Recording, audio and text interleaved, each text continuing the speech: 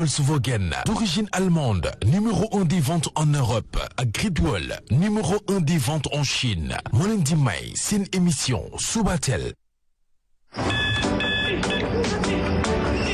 tombalil ak cawarti ak Nescafé classique seeni sig Nescafé moo leen di may seen émission Subatel. At www.mikeys.com.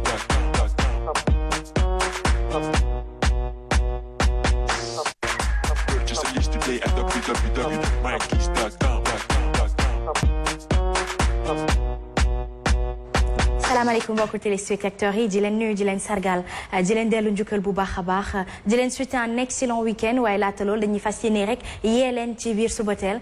ci la chaîne leader lay xewee suba su ne ñu fas yéene ko tàmbale ak suñu météo du jour ñu daal di dem rek déglu li nga xamante ni moom la ñu jaww ji di jox ñu tàmbale ko ak suñu waxtu bi nga xamante ni naaj bi ci la fenk ak waxtu bi nga xamante ni moom lay sóor ci bésum tey je rappelle samedi 13 juin 2020 naaj bi fenk na ci waxtu 6h40 tey si fajar waaye dina sóor ci waxtu 19h40 ci ngoon si plus précisément ñu daal di dem rek déglu jaww ji lu mu ñuy jox ci toutes les 14 régions du Sénégal ñu gis ni Ndakaaru mi ngi affiché 28 degrés Celsius ak un peu de nuage ñu fàttali ne tey ci suba xaw na am rosé mu xaw taw tuuti wis ba tax ne asamaan si dina xaw ngelaw te 10 ci bëccëg tey Thiès benn dëkk ñaari gaar 29 degrés lañ fay amalit 28 degrés dikkaat fi nga xamante ne mooy Diourbel Fatick ak Kaffrine 38 degrés dans le centre fi nga xamante ni moom mooy Kaolack donc Kaolack nag mooy gën a tàng ci région Sénégal yi ci centre du Sénégal 28 degrés dikkaat fi nga xamante ni mooy dans la zone sud fii ci Ziguinchor ak asamaan bu xaw diis tuuti ci ngelaw 36 degrés fii ci Sédhiou ba tey rek un peu de nuage Kolda 38 it ak waaw ñu daal di dem ministère laata ñuy wéyal. Le ministère de la Santé et de l'Action sociale a reçu les résultats des examens virologiques ci-après.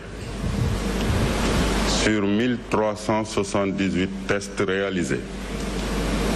145 sont revenus positifs, soit un taux de positivité de 10,5%. Les cas positifs sont répartis comme suit. 99 cas contacts suivis par nos services,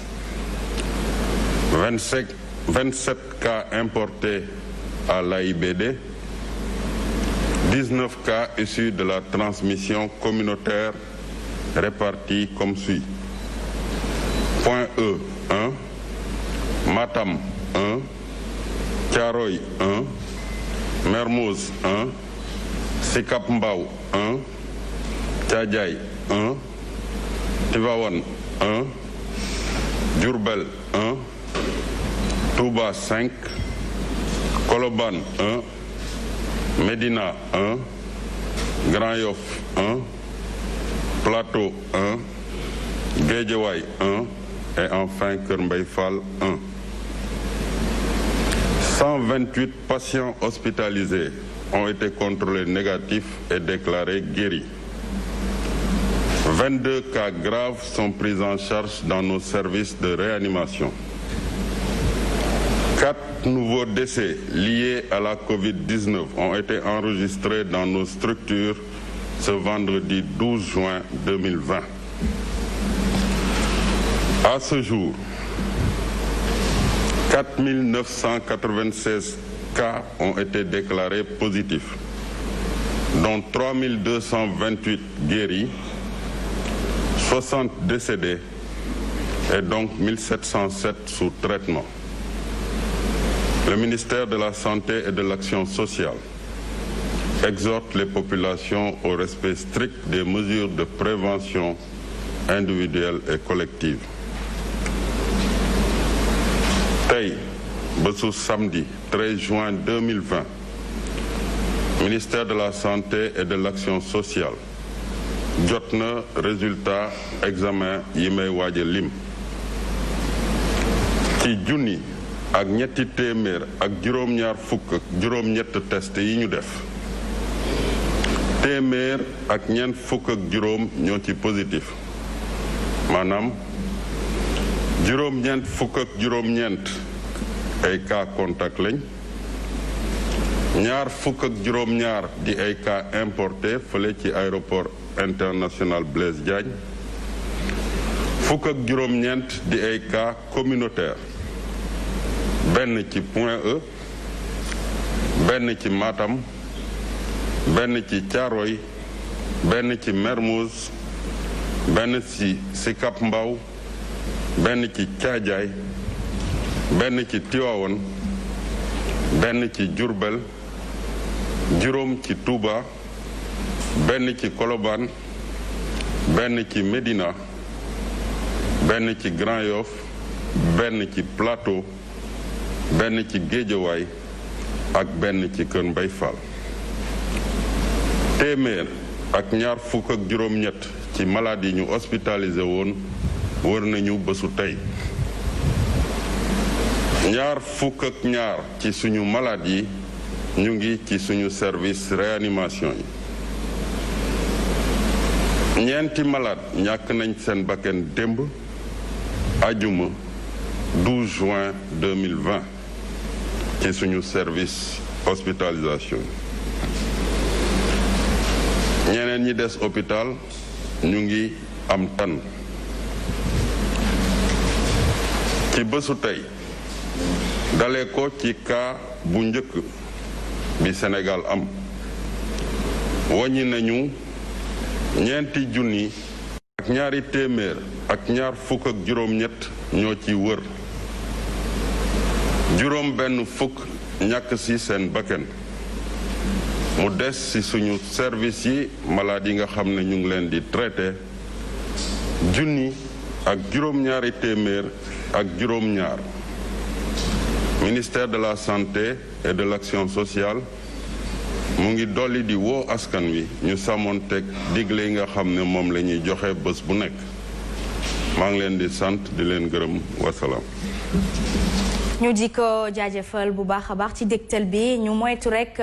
di yokk góorgóorlu mbas maa ngi ci réew mi ba tey ñu fexe rek ba bum ñu dal yaakaar naa ni nag aéroport it bu naree bëri kaa nag war nañ cee ut pexe it ay ca ci noonu nag lay wëyal rek ci suñu météo du jour ma toll woon ci centre Sénégal centre bi nag ñu toll woon fi nga xamante ne moom mooy Kaolack ñu gis ne ni Kaolack ci bëccëg ki tey amal na 38 degrés 28 degrés dans la zone sud fële nga xamante ni mooy Ziguinchor 36 Sédhiou 38 degrés dikkaat ci nga xamante ni mooy Kolda waaye fii ci Kédougou 36 degrés lañ fi amal ba tey rek ñu seetlu ni asamaan si dina xaw diis te ngelaw c'est très normal période de pluie bi ñu toll moo tax 39 degrés fii ci Tambacounda dans la zone sud 42 degrés mooy degré bu gën a élevé te Ndar lañ koy amal 40 degrés fii ci Louga avec un peu de nuage toujours 41 degrés Matam ñu daal di dem rek déglu jaww ji ci guddi gi li nga xamante ni moom la ñuy jox comme prévision 25 degrés Ndakaaru 28 Thiès 31 degrés Diourbel Fatick 27 degrés 32 degrés ñëwaat fi nga xamante ni moom mooy Kaffrine 31 degrés Kaolack 27 degrés si guddi gi Ziguinchor Sédhiou it 27 degrés waaye Sédhiou nañu xaar li nga xamante ni mooy taw il y a des prévisions de pluie donc nañ ko sóoraale amaat ko fii nga xamante ni mooy Kolda avec 33 degrés 31 degrés Kédougou waaye ba tey rek nañu xaar li nga xamante ni mooy la pluie dans la zone sud du Sénégal nord ñu daal di dem Saint-Louis 35 degrés lañ fay amal 34 degrés fii nga xamante ni mooy Louga 37 degrés à Matam voilà bu ñu noppee nag ci prévision météo ji li nga xamante ni moom la ñu jëw ji jox dañuy daal di dem rek ci suñu géej gu fer ak géej gu fees ñu tàmbale ko ak suñu marée haute ma fàttali ni première marée haute bi weesu na ci waxtu 2h39 minutes ba ca topp nag nañ ko xaarandi ci waxtu 14h56 minutes ci diggu bëccëgi tey marée basse alors ñaar tamit lañ ci amal ci bésum tey bi ci jiitu weesu na ci ñaari waxtu 8h10 minutes lañ ko amaloon ba ca topp nañ ko xaar à 21h23 minutes voilà charmants téléspectateurs donc lii moo nekk suñuy prévision météo d'aujourd'hui ñu bàyyi ko xel bu baax a baax rek bu ko defee on essaiera de se couvrir man nag balaa may rejoindre le plateau Subatel dama leen di bàyyi ak un petit avant-goût du spécial grand plateau spécial Serigne Mbacké Soxna Lo ngeen rek am tuuti avant-goût laata rek ñu leen di dérouler ce soir à 22h. Samedi sur Sen TV. seen émission Grand Plateau ak gan yu mag yi ñu leen doon bégalee ci weeru koor gi dellu siwaat na samedi bii daañu def benn waxtaan bu am solo ci Serigne Mbacké Soxna Lo dinañu ci ànd ak waa Daara Khoudoss ak ay seede yu jëm ci liggéeyu Serigne Mbacké Mohamed. boo demee raw doom bee ñu ko denc nga xam ne joxe ci yàlla rek a wóor. daañu waxtaane gaynde di borom Taïf fas yéene cee dalal ay boromi xam-xam yu mag yu xam lool jaar-jaaram ak dundam Grand Plateau samedi bii ci Sen TV.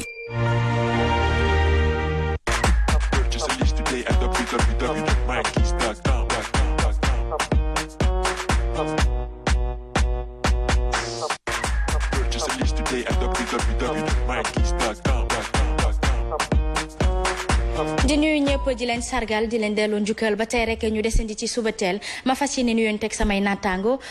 Roxee noo def. Très bien, merci. Tu es toute belle, machallah. Merci, comme toi. di nuyu ñu nekk ci plateau bi ñëpp ak fidèles téléspectateurs yi nga xamante ne saa su nekk ñoom ñooy jàkkaarloog ñun ci seen émission Subatel fépp fu waay mënti nekk ñu ngi leen di ziar bu baax a baax. macha allah ñoom it ñu di la fay di la souhaiter un excellent week-end tout comme à eux d'ailleurs Papa Assane Seck noo def.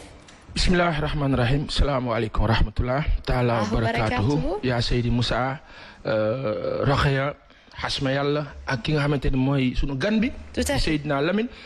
ñu ngi ziar di wax yàlla na yàlla def jàmm Sénégal kaa yi mu ngi yokk yàlla na dellu ginnaaw allahumma amin ya rabbi yàlla mën na lu ko ëpp kon yàlla nañu yàlla dooli sutura ayca coach noo def Moussa. maa ngi sant bu baax. alhamdulilah. auzu billah bismillah inna wani yàlla. la hawla wala quwwata illa billahi al ali al azim. macha allah. alhamdulilah rabbil alamin di am contentement. ak mbégte di ñëwaat ci plateau Subatel pour présenter leen fitness di nuyu chers téléspectateurs de la chaîne leader di nuyu aussi yéen ñu charmante yi ma fekk ci plateau bi. Rokhaya di ko ñaanal prompt rétablissement. ak yow di ñaanal Baye Assane ak sëñ Lamine di ñaanal aussi xam naa damay anticiper rek sunu frère Karim Xurum Xaax. yàlla dolli ko wér. di nuyu aussi comme que nuyoo la rek di nuyu Baye Daaru yëpp. ñi nga xam ne ak yaay Fall yi Chikorien yi. Mam Laas foofu Liberté 5. Chikorien yi nekk Médina gars yi maa ngi leen di bëggee Baye Fall yi. ñi nga xam ne dañuy œuvrer pour ci humanisme bi ak social bi boo gisee lu mel ni Pape Las moo fi jaar mook Baye Daaru yi nekk foofu. tout à fait ci Liberté 5. tout à fait lii mooy cosaanu Sénégal lii mooy teranga Sénégal gis ngeen ko ca ñu di leen nuyu bu baax a baax di leen dalal waaye di dalal it suñu gan gi nga xamante ni daf ñu fekk si di monsieur Lamine Sonko noo def. waaw maa ngi fi rek di nuyu yéen ñëpp ñi ma fekk fii si plateau bi. di nuyu Pape Assane di leen remercier tamit ci invitation bi. di nuyu toute la population sénégalaise à tous les membres de Nitu Dëgg Valeurs samay waajur sama soxna. ak samay xarit yëpp. ñu ji ñoom ñëpp xam naa ñu ngi lay seetaan te ñu di la fay am contenté dalal la fii ayca Papa Assane nag la ma fàttali ni rek tey mu nekk sa gan ci actualité. nekk ki nga xamante ni daal dinañu waxtaanal ci fi Karim Xurum Xaax toll laata sax may dem éphéméride damay bëgg ñu dem actualité ndax nit ñi mën a xam exactement lii xew ci réew mi. doy na waar suñu xalaat la nañ ko sottante on retrouve tout de suite Papa Assane Seck.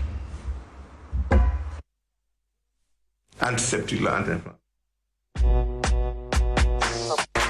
Purchase a list today at www.mykeys.com.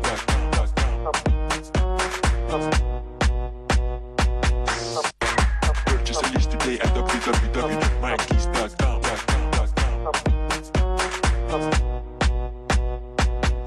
Lamine Sonko nekk vice coordinateur de Nitu Dëgg ngeen fas yéene waxtaane mbirum Karim Xurum Xaax nekk doomu Sénégal di dund lu métti ci fi mu nekk te mu doy waar Papa Assane Seck. waaw du Abdou Karim ñu ngi koy nuyu bu baax bu fekkee mu ngi ñuy xool xam na di ko ziar di ziar sa famille laata sax may dugg ci Karim am na foo xam danaa la fa bett xasma yàlla. loo xam dama kaa yëg léegi rek. mu jàlloon sama nopp lool te bàyyiwuma ci woon xel le président de la République Macky Sall dafa jël dogal autorisation de construire yi léegi ce n'est plus les maires qui les font. Ah bon? dafa def décret boo xamante ni léegi ce sont les préfets et sous-préfets qui s'en occupent l'administration territoriale ginnaaw bi ki nga xamante ni mooy Barthélémy Diaz génnee am taxawaay bu mu am ci li fi xew bu yàggul. président de la république lu baax ak lu dëggu ak lu jub moo ko tax a jóg. bu fekkee nag dañoo wax jëmale ci moom mu am nu mu taxawee xel dafay jaxasoo. tout à fait. autorisation de construire yi maire yi ñoo ko doon joxe. mooy logique na. donc doon joxe le magistrat de la localité magistrat de la ville donc tey Dakar ku bëgg a tabax doo jaar ci ki nga xamante ni mooy la mairesse di le maire madame Soham Wardini depuis mercredi lu tax président bi jël dogal boobu Barthélémy dafa wax ni siège u APR dañ ko tabax sans autorisation de construire. tout à fait. normalement laata ñu koy def dañu woon dem ci maire localité bi maire moo Sacré-Cœur laajte autorisation bu fekkee jox leen autorisation war leen tabax. tout à fait. loolu mooy yoon léegi est-ce que Sénégal dafa am ñaari yoon. loolu la ñëpp di laaj. parce que le président de la République Macky Sall mënul jalgati yoon mënul def loo xamante ni du yoon léegi nag bu fekkee ne nag le système présidentialiste bi ñu yore fii Sénégal jox na pouvoir yëpp nguur gi chef d'état bi am na nu muy demee bu ñu ko tënkee ndi ko arrangé lay def et malheureusement fi Sénégal toll ak fi contexte bi toll lu ni mel rafetul jekkul ñaaw na donc on démet un maire je pense à Khalifa Ababacar Sall quand ça ne nous arrange pas quand il n'est pas avec nous on rétrécit les prérogatives d'un ou des maires quand ça nous arrange kon Sénégal fan la jëm ban direction la ñu jël mooy ki jiite réew mi lu mu bëgg mooy am ak ni mu ko bëggee tegu na ci yoon tegul ci yoon ñu fàttali nag pacifique. oui ñu fàttali nag tey ñi nga xamante ni xëy na fàttewuñ ko ñun ñu yeesal suñu xel le président Macky Sall était directeur de campagne du président Abdoulaye Wade en 2007. tout à fait. c'est lui ci information yi ci jamono boobu qui était parti voter à Fatick dans son fief n'avait pas sa présidentité mu forcé voter ci jamono boobu loolu la ñu wax te ba tey ba sànq weddiwu ko waaw est-ce que nag léegi président yow mënoo ñu def loolu mënoo ñu c'est pas possible dëkk bi dafa am yoon te président moo woote yoon moom moo ne nañ leen doxal yoon nañ leen def yoon nañ leen def li war a nekk soit les maires prérogatives yooyu ñu amoon en termes d'autorisation de construire du woon yoon kon le président dafa rétablir la norme. mais loolu est-ce que xel nangu na ko. wala yoon la kon président newul ci dëgg. donc la question mooy kan moo ne ci dëgg ci contexte bi ñu toll ki nga xamante dafa dénoncer loo xamante ni du dëgg du yoon littoral bi li ñu fi tabax yëpp te du dëgg du yoon lépp dañ ko war a daanal. tout à fait. amul état bi na ko daanal delloo ñëw ñu seen yëf. ñi nga xamante ni ñoo ci defoon seen àll. man Papa Sane damay ñëw nga baal ma rek ci li nga xamante ni mooy le contre-revers de li ñu nekk di def ci réew mi les Sénégalais sont conscients dañoo yeewu jamono ji bëgg seen réew te kenn mënatu leen nax te ñu bañ a yee fitnawu Sénégalais yi ndaxte yenn yi da ngay pousser nit ki ba mu ñëg te gis nga nguur dafay jeex te borom réew bi mën na ko jeexal bu ñu bañee xam sax nag nañu fàttaliku président Wade bi ko Sénégalais yi bëggee jëlee fii dañ ko fi jëlee donc bu ñu naxante te bu ñu nax suñu bopp dañ ko dénk suñu réew bi nag ñu yàgg ñoo tàmmal ci ni mu war a doxee kon loolu la ñuy jàpp ni mooy yoon ci ñun dañ ci bàyyi xel bu baax a baax. dañ fi yefit dëgg rek ay waay gune wax na dëgg waay macha allah. non mais si elle a bien exprimé. Moussa Fassi elle a raison xam nga ci lan lay taxawee Sénégal suñ ko jëlee ci benn mbir Sénégal du fi lenn kenn. waaw lépp ñëpp la. te lu ne ku ne ngi ci. dëgg la. yaa ngi may dégg. Sénégal du lenn kenn. lépp ñëpp la te lu ne ku ne ngi ci. ce qui fait que maire li mu war a def nañ ko bàyyi yeeg. li mu war a def. président li mu war a def mu def ko kenn ku nekk la nga yeyoo. dafa mel ni une maison. le papa maman les enfants. le chef de famille rôle bi mu yor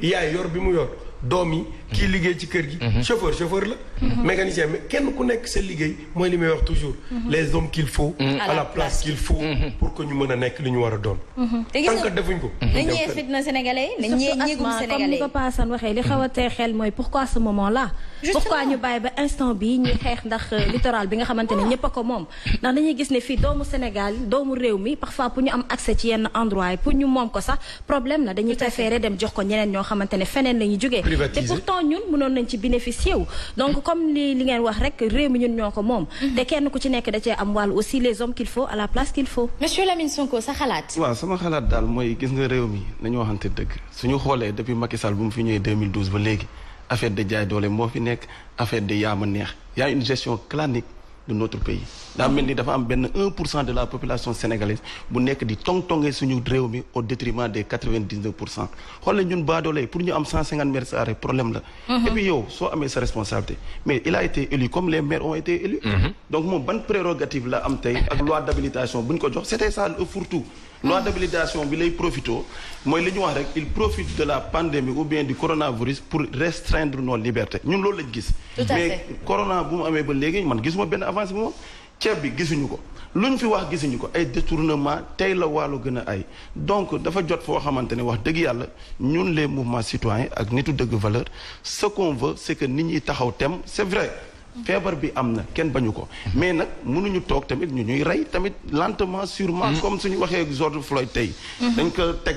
dañ ko teg tànk ba nooywul mais ñun dañoo xoj ça fait 60 ans ñu ngi ñuy xoj toujours les mêmes politiques les mêmes hommes produisent les mêmes effets il y a qu'un système qui est là depuis 60 ans qui est là à brader nos ressources qui est là à détourner yërëmuñu sénégalais donc su ñun loolu la ñuy xool pour ne ay kumba am ndey kumba amul ndey donc man lii moom on va ñun mouvement yi dinañu xool wax dëgg yàlla si li mu wax ni fan ndax la véracité ak fu mu toll ñu jéem a xool la réponse parce que l'heure tamit nekkatul ñuy toog am discours toog suñuy salon rek di wax parce que ñun jaarkaar loolu ñii tant que jóguñu jàmmaarloog ñoom wala leen di wax dëgg réew mi di ñoom nekk ñoo ko moom fu ñu jëm ak ñun baaxul réew mi sax dañ leen ko dénkaane donc pour ñu doxalal ñoo il faut pas que ñu fàtte lool papa oui c'est parfait ba pare xam nga li mu wax nii xam nga dañuy toy fi mu nekk nii dañ koy gis ci ñoom ci suñu bokk surtout waa APR gis nañu Abdou Karim Fofana muy riposter contre Barthélémy Diaz en parlant de thèses politiciennes etc. Eux quand par exemple on les incrimine sur des faits waxuma ci supposition mais des faits mbokk APR yi dañu tàmm di ko renvoyer à la calomnie gis nañu Mame Boye Diao li nga xamante ni l'info bind na ko bërki démb disant que dafa joxe 5000 mètres carrés ci filao yi ak Guédiawaye au lieu de dire que loolu amul il a écrit sur sa page Facebook ba pare sunu autorité yi page Facebook Twitter d'accord c'est la tendance mais dafa am information bu officielle ak boo xamante ni c'est par rapport à votre cadre privé la page Facebook certes c'est public parce que da ngay publier nit ñi gis mais usufructus la yaa ko moom sa yëf la donc li nga xamante ni mooy da nga koy tontu ci loo xamante ni dafa intéresser des millions de Sénégalais nga dem sa page Facebook Mame Boye Diao daal di ne bon ñi nga xamante ni loolu wax nañ ko ci man nangam du ma tontu communication bi tëddeewul noonu et cetera ñi xam communication xam ne li may wax te yaa ngi communiqué. Ça aurait été génial mu bind ci kiyam tout ce qui a été dit est faux par exemple mais après il nous promet la semaine prochaine semaine bii di ñëw dinaa leeral dinaa ci ñëwaat kon il fallait pas parler dans Facebook. il fallait attendre le moment fi mu leeralee sax nga baal ma dafa waroon dem ci page yu ministère bi mu géré. oui par exemple parce que la personne. voilà lay wax à chaque fois Asma. c'est Asma. présentatrice liggéeyam la. il faut que ñu am li Lamine wax dëgg la Sénégal dañuy liggéey du xalaat yaa ngi am kër mais xalaatoo kañ nga koy am. amul différence bu ñu war a def. ci la personne le personnage ak personnalité bi. loolu suñu problème. c'est ça la mauvaise gestion de communication qui c'est-à-dire que tey par exemple suñu autorité yi président bi moo ko njëkkee loo xamante ni c'est la présidence qui doit informer wala ça doit émaner de seen service le président va directement sur Twitter soit moom la wala am na ku koy bindal un message. ku koy bindal la kay. donc et la publication de la présidence. oui donc tey. le drame qu'on est en train d'endurer te dafa metti nag ci xol ngay toog di gis ne que lii gars yi di doxal tegul si yoon te mënoo si dara. te population yi ak sénégalais yi ak ñoo ci mën dara sénégalais yi nag dañoo patient. patient nañu baax nañu am nañu yëg-yëg ci nit. te nangul nañ nit lu ne. donc tey ñi jiite réew mi ci président bi lay tàmbale ba ci suuf président de la république du da ngaa am possibilité signature. heure bu la neex jël décret que décret bi dafa war a tegu ci loo xamante ni du dëgg du yoon lii ñuy def soi-disant ne président bi jël na décret teg ko ci kaw autorisation de construire yi ne léegi ce n'est plus les maires li nga wax dëgg la le maire a été élu comme le chef de l'État. il est magistrat de sa ville de sa localité de sa contrée de son terroir. comme yow ni nga nekkee le magistrat du Sénégal waaw léegi tey jii nii le président bu waree dem par exemple Mermoz Sacré-Cœur xam nga ku koy dalal Barthélémy Diaz. tout à fait te muy dëgg. bu waree dem Pikine bokkam mi. te muy dëgg Timbo moo koy dalal ak feneen. waa léegi bu fekkee le président est dans une quête permanente de devoir rétrécir les prérogatives de toutes les personnes au Sénégal yoo xamante ni dañ leen fal à gauche à droite te ku ci àndul ak moom mu am lu mu wàññi si yow mais fan la dëkk bi jëm équilibre déséquilibre day am et après fu tendance bi baaxu la ce n'est pas juste. Et c'est pas juste, les Sénégalais le savent et nañ moytu nag la colère de quelqu'un de super patient. Merci. La population sénégalaise est très patiente mais rassurez-vous am na fulla ak fayda. alors Asma baal ma rek moment bi ñuy wax lool président Abdoulaye Wade moom day bind ses mémoires. dëgg la. sunu maam bi. tout à fait dafay bind ses mémoires te wax dëgg yàlla daf ko war a bind. te kilifa yu bëri même président Macky Sall dafa war a bind ay mémoire am ci diggante bi mu fi nekkee 2000 ak maintenant. ñun depuis 2000 lañ ko découvert. livre te fekk pareegul. waaw non moom li mu bind du mémoire. loolu leneen la. bi loolu leneen la. loolu kenn xamul la bind livre kay je pense que bind na maintenant comme am na jotu bind effectivement war na am jotu bind ses mémoires mais le président Wade journal L'As moo ñu ko wax ne mu ngi defar ses mémoires pour wax tout son parcours te wax dëgg yàlla nag Wade nag nuñ koy tàggee Daara Wade Ndiaye Fara Wade Ndiaye yokku mu ci songum xeer war naa mën a bind nag ay mémoire am nag def na à un moment donné de notre jeune cursus d'accord ñu woon ak moom ak sénégalais yu bare la majorité wante sénégalais yi d'accord woon ak moom yépp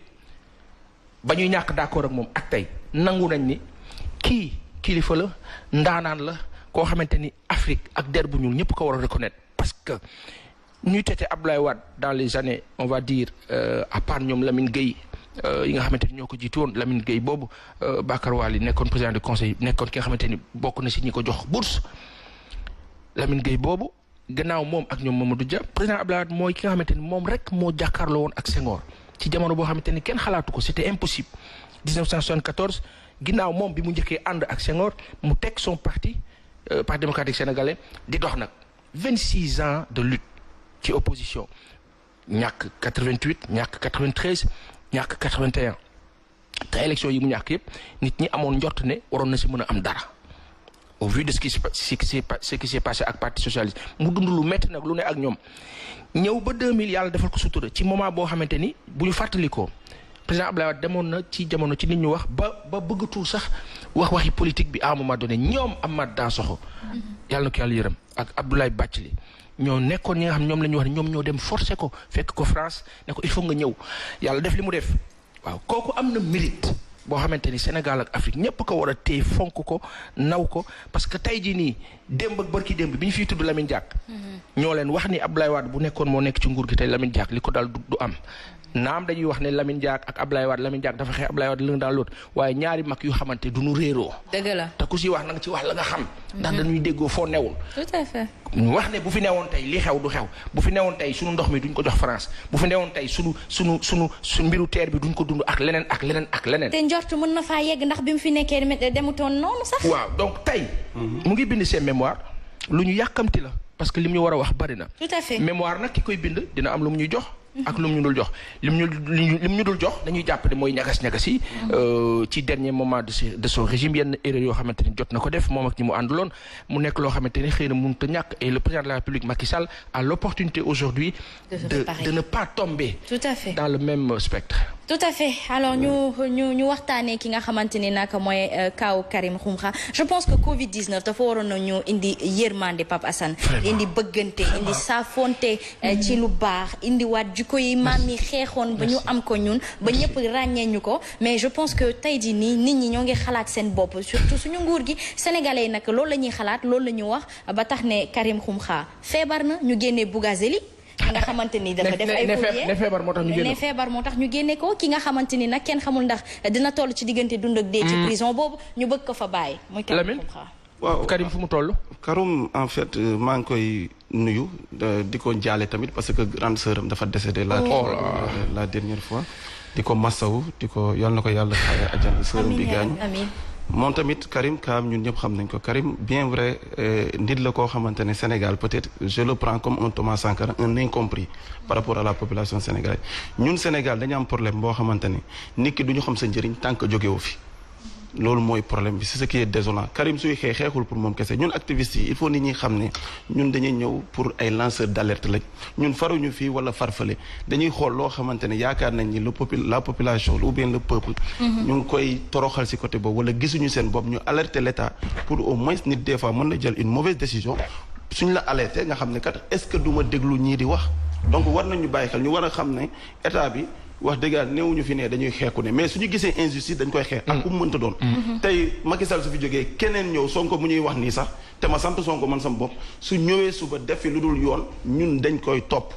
dal si ko won ko ni ñun l'intérêt général la ñu war a jiital Sénégal c'est pas des intérêts personnels Abdou Karim nag wax dëgg yàlla ñëpp xamoon nañ daf feebar mu demoon Allemagne ñu faj ko mu ñëwaat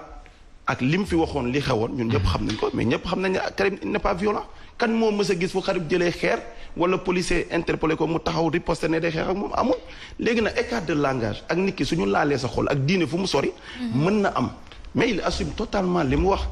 donc tey bëggul woon sax ñu wax ci feebaram parce que bu mu feebaree rechuté na c'est la 3e fois si la ñu wax jabaram nañu carrément bëgguma leen ko woon wax mais nag man dinaa ko wax ma ne ko non da nga ko waroon wax parce que ñun nous sommes là pour ça suñu bàyyee ab Bougazelli ñu toll si Bougazelli ñu bàyyi ko ak Kanati sax ñaata ni lañ fi bàyyi si ay cas yoo xamante ne ñu ne question de santé la waaw donc nag Karim bi nga xamante ñëpp xam nañ ne dafa feebar mu jógee fi ñu dem opérer ko presque plus de 3 fois ñu yóbbu ko Allemagne si lu ñuy wax suñuy hôpitaux yi yaa ngi fii di former ay nit chaque fois yaa ngi nii plateau médical bi baaxul donc ñun fay on investit beaucoup d'argent sur des évacuations sanitaires yoo xamante ne man duma ko am Pape Assane du ko am keneen du ko am ñan ñoo koy am ñi nekk ci nguur gi ak ñi nga xamante ne c'est l'élite c'est ça donc il faut ay loo xamante bëri lu ñuy corriger ci dëkk bi Pape Assane mënuñu ko wax mais nag ñun suñu xeex bi duñ ko bàyyi même suñ ci wéetee ak ñetti nit dañuy xam ne ñun kat dañuy xeex parce que loolu la yonente yu njëkkee sax dañ doon xeex wéet seen xeex te yàllaa leen yónni waxatuma ñun ñi nga xam ne ay jaam kese lañ ñun dañuy Karim dafa ne moom ñetti nit sax su leen mënee changer dans sa vie moom mission la parce que aduna soo fi ñëwee mission moo la andi ñun Sénégal nag li ce qui est désolant mooy ñun réussite personnelle la ñu gën a jiital que réussite générale te nit ki soo nekkee réussite personnelle rek nga am te boolew si collectif man je pense que tu as échoué il faut nit ñi boole si tamit doomu aadama yi parce que dañ nekk si ndéw yoo xamante ne tey su du woon solidarité bi am entre Sénégalais dëkk bi tàkk na bu yàgg et là spécifiquement est-ce que dem ngeen seeti ko gis ko et tout instant yi mënuñu ko gis parce que moom il est déjà il est au Cap Manuel amul visite dina am parce que chaque fois suñu kii ni ñu koy waxatee sax suñu responsable comme mooy waxtaan ak moom mais amagul visite ba léegi amagul visite je ne sais pas ndax jabaram mu ngi koy seeti mais man moom à ma connaissance dégguma benn membre si ñun bi dem visiter ko waaw mais nag bien vrai qu'il dit que il est bien traité mais il est malade sincèrement ñëpp xam nañ dafa feebar donc nañu bàyyi doomu jàmbur mu ñibbi këram defu fi lu fi kenn deful jumaa yi de la doon wax te ñu ngi julli tey tëj nañ jumaa yi pare sa waaye yow nga tëjji jumaa yi pare tëj ko te pourtant li mu wax nit ñi ñu ngi nee dafa lan appel à l'insurrection ou quoi mais nit soo amee lu métti tey est-ce que dañu war a seetaan ñun état bi tamit wax dëgg yàlla muy jéem a néewal doole suñu kilifa diine man je ne pense pas que la religion doit être au-dessus de tout bien vrai que dañ ne on est dans un état laïque mais la laïcité c'est quoi ku nekk na nga doxal sa religion ak sa gëm-gëm wax nañu bàyyi nit ñi doxal seen gëm-gëm ak seen américains yi lu ñuy wax in God we trust waaw dañ ko gëm yàlla jiitu ci lépp donc fii laïcité bi ni ñu ko définir sax dafa munaafiq dafa naafiq mi yëfu naafiq lañ ko def dañuy nax parce que tey le président de la République Léopold Sédar Senghor bi mu fi nekkee c'est le premier président du Sénégal ay jullit ñoo taxaw jàppale ko dooleel ko tout à fait kon xam nga ñun duñu dépassé nañu laïcité ak dialogue islamo-chrétien romb nañ ko ñun ñu ngi ci beneen niveau bu kawee de civilisation donc tey wax la boo xam ne tubaab bi mu ñu ko indil rek nasaxal rek malheureusement ci comportement yi ñun ni ñuy dundee pour dëggal li ngay wax on est en retard. non nous sommes vraiment en retard. liberté d'expression maintenant qu'est-ce que vous comptez faire la population qu'est-ce que vous comptez faire. suñu xoolee population dafa raw élite bi ko topp. bu baax parce que imaginez nan laa koy waxee nu mu tudd sax président assemblée nationale. parce que seulement da nga leen di jéppi ba finalement seen tour sax doo ko jàpp. parce que lan depuis 1960 depuis Senghor ba léegi yaa ngi fi. il faut un renouvellement générationnel de notre politique. ay les même nit ñi ñoo fi ne même famille ñoo fi ne xoolal affaire Farès bi famille Farès mais nan la nit procureur laajee réquisitoire pour ñu jàpp ñaar ñu jàpp kenn ki ndaw si parce que moo amu fi mbokk ñu jàpp keneen ki parce que famille Fares bi ñu ngi xalaat ni peut-être am na ay lien familial ak la présidence mais fan lañ jëm ñun Afrique est-ce que ñun Afrique ñun ñi di dem Europe bugguñu li européen am ñun ñu am ko soo feebaree faju sa doom dem jàngi am kër foo ne mais le bien-être cadre de vie nga am ay gàncax bi wër la mais loolu dafa am solo léegi nag ñoom xam nañ loolu ñu ngi tukki di dem di gis loolu lu tax bëggaluñ ko seen population nit day dee parce que amul 10 000 francs bu mu demee hôpital bu mu jëndee garab nit day dem hôpital ñu traîner la foofu lan li jigéey Mari Sagna wax combien de gens meurent par jour plus de 61 enfants 22 575 enfants meurent par mois soo ko calculer nga diviser ko ça fait 61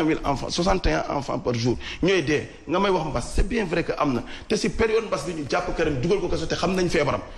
donc tey ana yërmande bi Karim lan la fi def mosul saaga musul wax leneen li mu wax keroog mooy lan xëy na commissaire bi waroon nañu dajji loolu on le condamne parce que wax dëgg yàlla mais nit mën nga comprendre état d'esprit jamono jooju donc Karim nañ ko bàyyi su ñun daal on prend l'état sénégalais entièrement responsable lu dal Karim te ñun on appelle à un sitting le 23 le 23 juin mi on appelle à un sitting mais boolewuñ ci Karim rek dañ ci boole tous les maux qui sont dans la société fu mu toll nii bradage littoral bi ceeb bi nga xamante ne yow nit ki nga ne ko mbas am na 2 mois nga toog di ko nee toogal rek nga xaar man maa ngi réglé looy réglé mais nit soo koy dimbale da ngay gaaw si li ngay dimbale dëgg la surtout ci dund waaw sooy wàllu nit yow nga ne man commerçant la man sama boutique maa ngi ko tëj ça fait 3 mois man sam parce que xëy na yàlla sutural na ma ñun activiste moom loolu la ñuy saaga amoo leen li ngeen di liggéey fii ngeen nekk di taxawal il faut nit ñi xam ne ñun am nañ lu ñuy liggéey ñu ngi suturaw léegi nag dañuy am loo xamante ne ñun dañ kaa xam peut-être dañaa tukki ñeneen ñi amuñu chance tukki ñu xam ne dëkk bi li ñëpp bokk jot na ñëpp jot si comme ñoom Sonko li ñu koy waxee ñun côté boobu la ñuy appelé kilifa diine yi comme Léona Niassène ñi nga xamante ne looloo taxoon Karim génn ñu génn wax ak nguur gi ñu bàyyi Karim mu dellu këram si njabootam parce que defu fi loo xamante ne jar na ñu koy tëj di ko sacrifier parce que li ma gis daal loolu la en tout cas lu ko mënta dal ñu prenons l'état sénégalais comme responsable entièrement responsable. Non, ils vont le libérer. Ils vont le libérer comme avec Guy Marius Sagna, ils vont le faire peut-être c'était pour calmer les ardeurs. léegi kay ku bàyyi nañu Bougazelli nañu bàyyi. waaw mais dafa mel ni ginaar gu boofu ay nen mu toj cuuj bi génn nga jël xool yi di denc ci kaaf gi ba léegi. est-ce que vous me comprenez. dëgg la éclore na. éclore na. cuuj bi génn nekk ganaar. nga jël xool yi di téye naan doom ji lay téye. Karim doon wax pour affaire jumaa yi. tijji nañ. sëriñ bi li mu wax ñëpp dégg nañ mais duñ ko baal li lay war a suuli. wallaay nga baal ma asma ci beneen point dañu taal rek li mu wax ci plateau yi Sénégal fi ñu toll dialogue islamo-chrétien romb nañ ko. xoolal booy yi ma lay wax ñi nekk Liberté 5 mouvement mondial pour l'unicité de Dieu. waa Moustarchidine waa Moustarchidaat. amicale des jeunes catholiques Grand Yoff dañuy def benn organisation boo xam ne il moom i wala seet ñu organiser ko foofu kat moo fay xalaat ay laïcité du on a mis Dieu devant tout le monde yàlla mooy jiitu mooy priorité ci lépp gars yi bu ñu nax suñu bopp xam na lañ war def fi ñu toll dafa ñaaw te ba pare sax dañuy toll ci période ay ballonte ak toll ci ay dekkil teranga je pense que Bougazelli nag dëgg yàlla fu mu demee ba génn nag te sénégalais ils ont été très remontés ñoon naa même qui sous-entendent que émeute ak manifestation yi jotoon a am sénégalais yi dañoo mer ndax loolu moo animé et envenimé seen impatience donc niñ bàyyi xel bu baax a baax liñ fi dund nii barki Dembo Ndiaye la yàggu taxukaa yàgg te 23 juin tamit taxukaa yàgg donc niñ bàyyi xel bu baax a baax bu ñu bañ a. démb rek manifestation amoon na fii Guédiawaye mooy xale yi neen dañuy sangu ji force parce que lu tax yow da ngay ñëw ñi la jiite ñoom yoon moom waxuñu si dara. exact lu leen neex la ñuy def mais ki la jiite su commencé dañu fumaate mais ñi si topp lan la ñuy def mais yëpp fumaate mooy commencé am si et puis Hasma c'est dangereux. c'est très dangereux. nguuru Sénégal bii xam nga dëkk yëpp ñu xam nga kilifa yi dañuy am doole am arme am pouvoir am armée bi am lépp. am renseignements généraux yi di contrôler di surveiller et cetera mais dañuy fàtte yàlla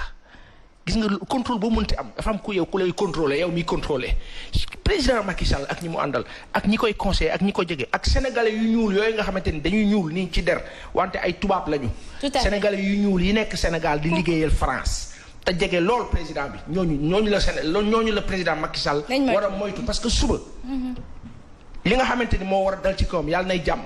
ñoo ko koy teg. parce que dañuy nekk ak moom waaye liggéeyaluñ ko donc président am na bàyyi xel loolu beneen bi mooy que Sénégal toll na foo xamante ni li woon na te tàngaay la ñu nekk période du tàngaay neer yi day tàng nit ñi dañuy sonn dañuy xiif yooyu day bare taw baa ngi ñëw ça va être chaud état bi soyez tact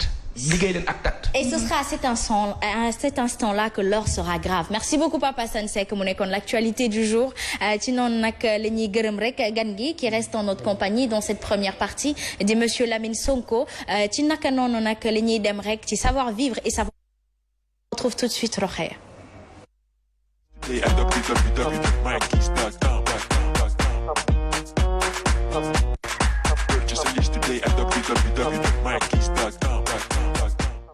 Aïcha Rokhaya ñu waxtaanee astuce aliments yi nga xamante ni dañoo bëri ferñeent en vitamine C. effectivement Asma dafa bëri lekk yi ñi nga xamante ne dañ koo war di lekk di ko war di jëfandikoo askan wi parce que bëri na ay ferñeent yu nekk ci biir te xamuñu ko rawatina période bii ñu nekk dañuy gis ay message yoo xamante ne dañ koy yónnee ñi nga xam ne dañoo def ay études dañ koy wax ne actuellement dañoo soxla plus de vitamine C ci suñu système immunitaire parce que bëri na loo xamante ne daf ñu koy défendre ci ay feebar bëri na ay feebar yoo xamante ne boo fekkente ne da ngay faral di utiliser lekk yi nga xamante ne dafa riche en vitamine C day tax daf la ci indil ay leeral yu baax a baax ci sa yaram parce que day tax dara luy feebar du la sonal du la jege ndax sa yaram dafay ànd ak kàttan actuellement moom la ñu soxla bu ñu ne vitamine C nag bokk na ci li nga xamante ne moom la ñu njëkk a xalaat moom mooy orange ak citron waaye boobu dañ leen di wax rek ne leen ci classement bi moom bokk na ci aliments yi gën a faible ci vitamine C am na yeneen yoo xamante ne peut-être ñu ngi koy lekk te xamuñu ne am na vitamine C bu baax a baax ba tax na tey dañ leen di jox liste yi nga xamante ne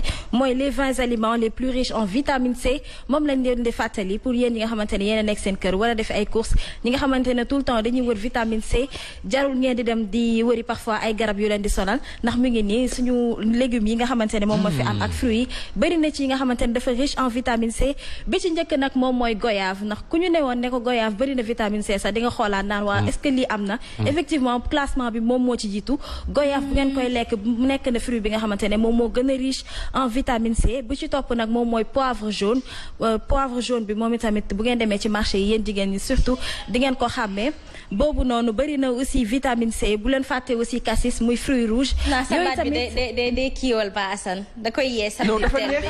dafa neex na da koy yee samedi teel bi li muy wonee neex. moo tax Assane mi ngi tàkkamti ko est-ce que xam nga Asma Pa Assane li mu teg nii ci kanamam taasam bii vitamine C rek moom xam na lu tax mu koy jëfandikoo actuellement mais nag Sénégal yëpp xam nañ ne ay fruits ak ñoom seen sama yëf maa ko moom. waaw fruits moom. ak ki koy importé toog si yéen seen wen nag. dama ko nangu de. après foog ñu wax ci kon yow foog nga ñuy jokkalanteel ci fruits yi nga xamante ne ak légumes yi nga xamante ne dafa baax ci ñun bi ci topp nag moom mooy chou vert moom itamit riche na en vitamine C bu ñu nee vitamine C nit ñi dañuy xalaat fruits yu coloré yi alors que am na ci yi nga xamante ne ñoom ñooy couleur ñi am couleur verte yi yow tamit noonu la riche en vitamine C poivre vert aussi boole leen ko ci litchi moom itamit riche na en vitamine C waaye cresson cru moom tamit riche na en vitamine C brocoli moom itamit riche na en vitamine C li nga xamante ne moom mooy chou de Bruxelles aussi papaye pamplemousse orange ak fraise yooyu yëpp dafa riche en vitamine C pour ñi nga xamante ne dañuy faral di defar ay jus day leen mixer seen ay jus ngeen koy lekk wala ngeen di lekk li nga xamante ne moom mooy cru daneen ko lekk cru légumes yi bu leen koy togg ba vitamine yi jeex dafay tax bu duggee seen yaram du leen mën a faj du leen indil benn ferñeent ci seen biir yaram li nga xamante ne aussi moom mooy citron jus d'orange ak li nga xamante ne moom mooy chou fleur moom itamit bëri na vitamine C donc gis ngeen ko presque légumes yu bëri ak fruits yu bëri dafa riche en vitamine C ñu ci bëri dañ koy ragal parce que nee nañ ngoon bi bu ñu naanee jus de citron wala jus d'orange duñu nelaw da ngeen koy wàññi bu fekkente ne mënoo leen naan jus d'orange wala jus de citron la nuit parce que dafa xaw a acide bu ngeen tëddee da ngeen di bañ a nelaw donc da ngeen di jël yeneen fruits yi rek ngeen di defar seen salade de fruits yu léger te bañ koo suukar nag ba mu ëpp mu ngi noonu da leen koy def bienfait yi nga xamante ne vitamine C moom lay def ci suñu yaram Asma bokk na ci anti-fatigue la moom boo koy lekk wala nga koy naan comme jus wala nga ko def ko comme cocktail yaa xam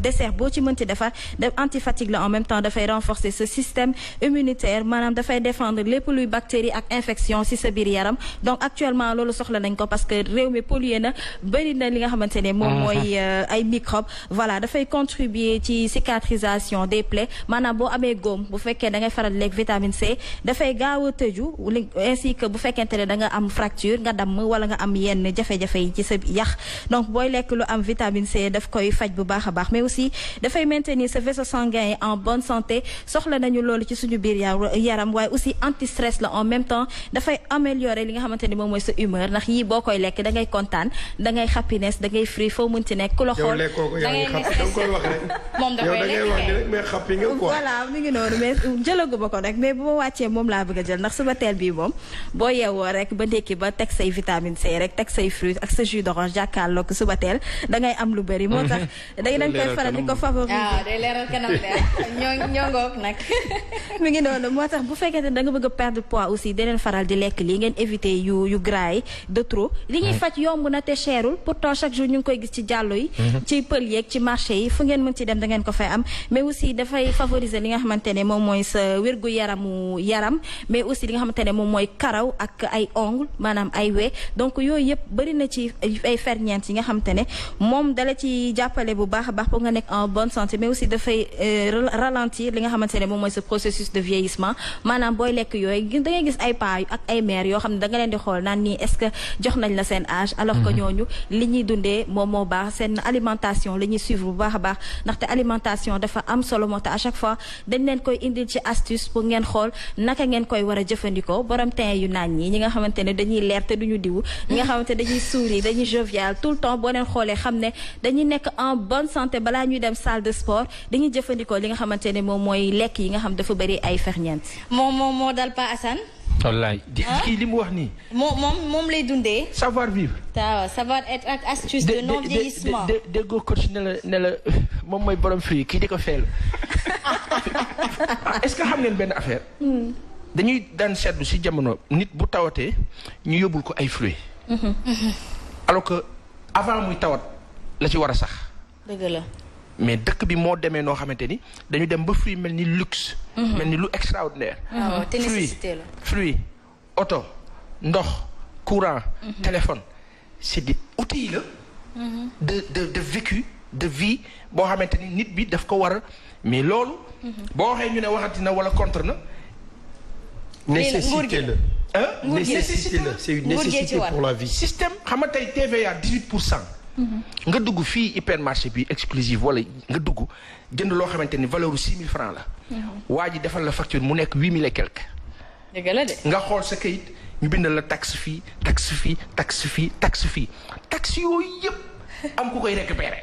waaw donc dund bi faw mu metti si ñun conséquences yi la ay ferñeent ak yi ngay wax ni nit ñee ko bëgg mais duñ si jot moo tax sunu maam yi nag amoon pexe bu kenn amul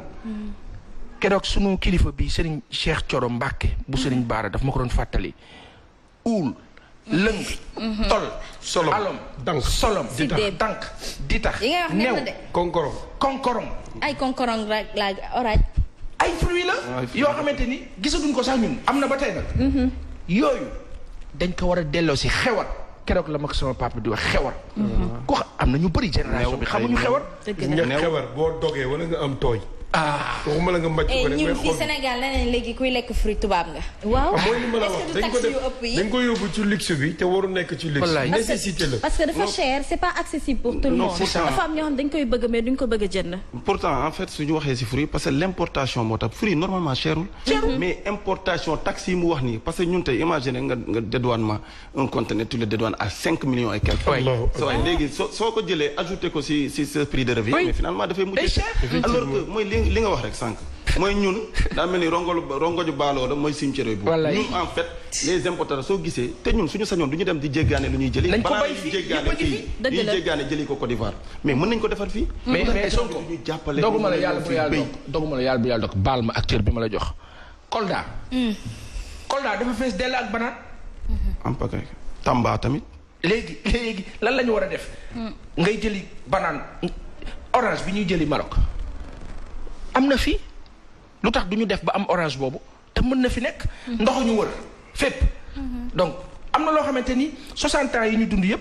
ni ñu ko war a fonctionner ni ñu war a muulee Sénégal noonu lañ ko muuleewul moo tax yi ñuy wax ni yëpp te pourtant kilifa yi li ñuy wax ni kilifa yi bind nañ lépp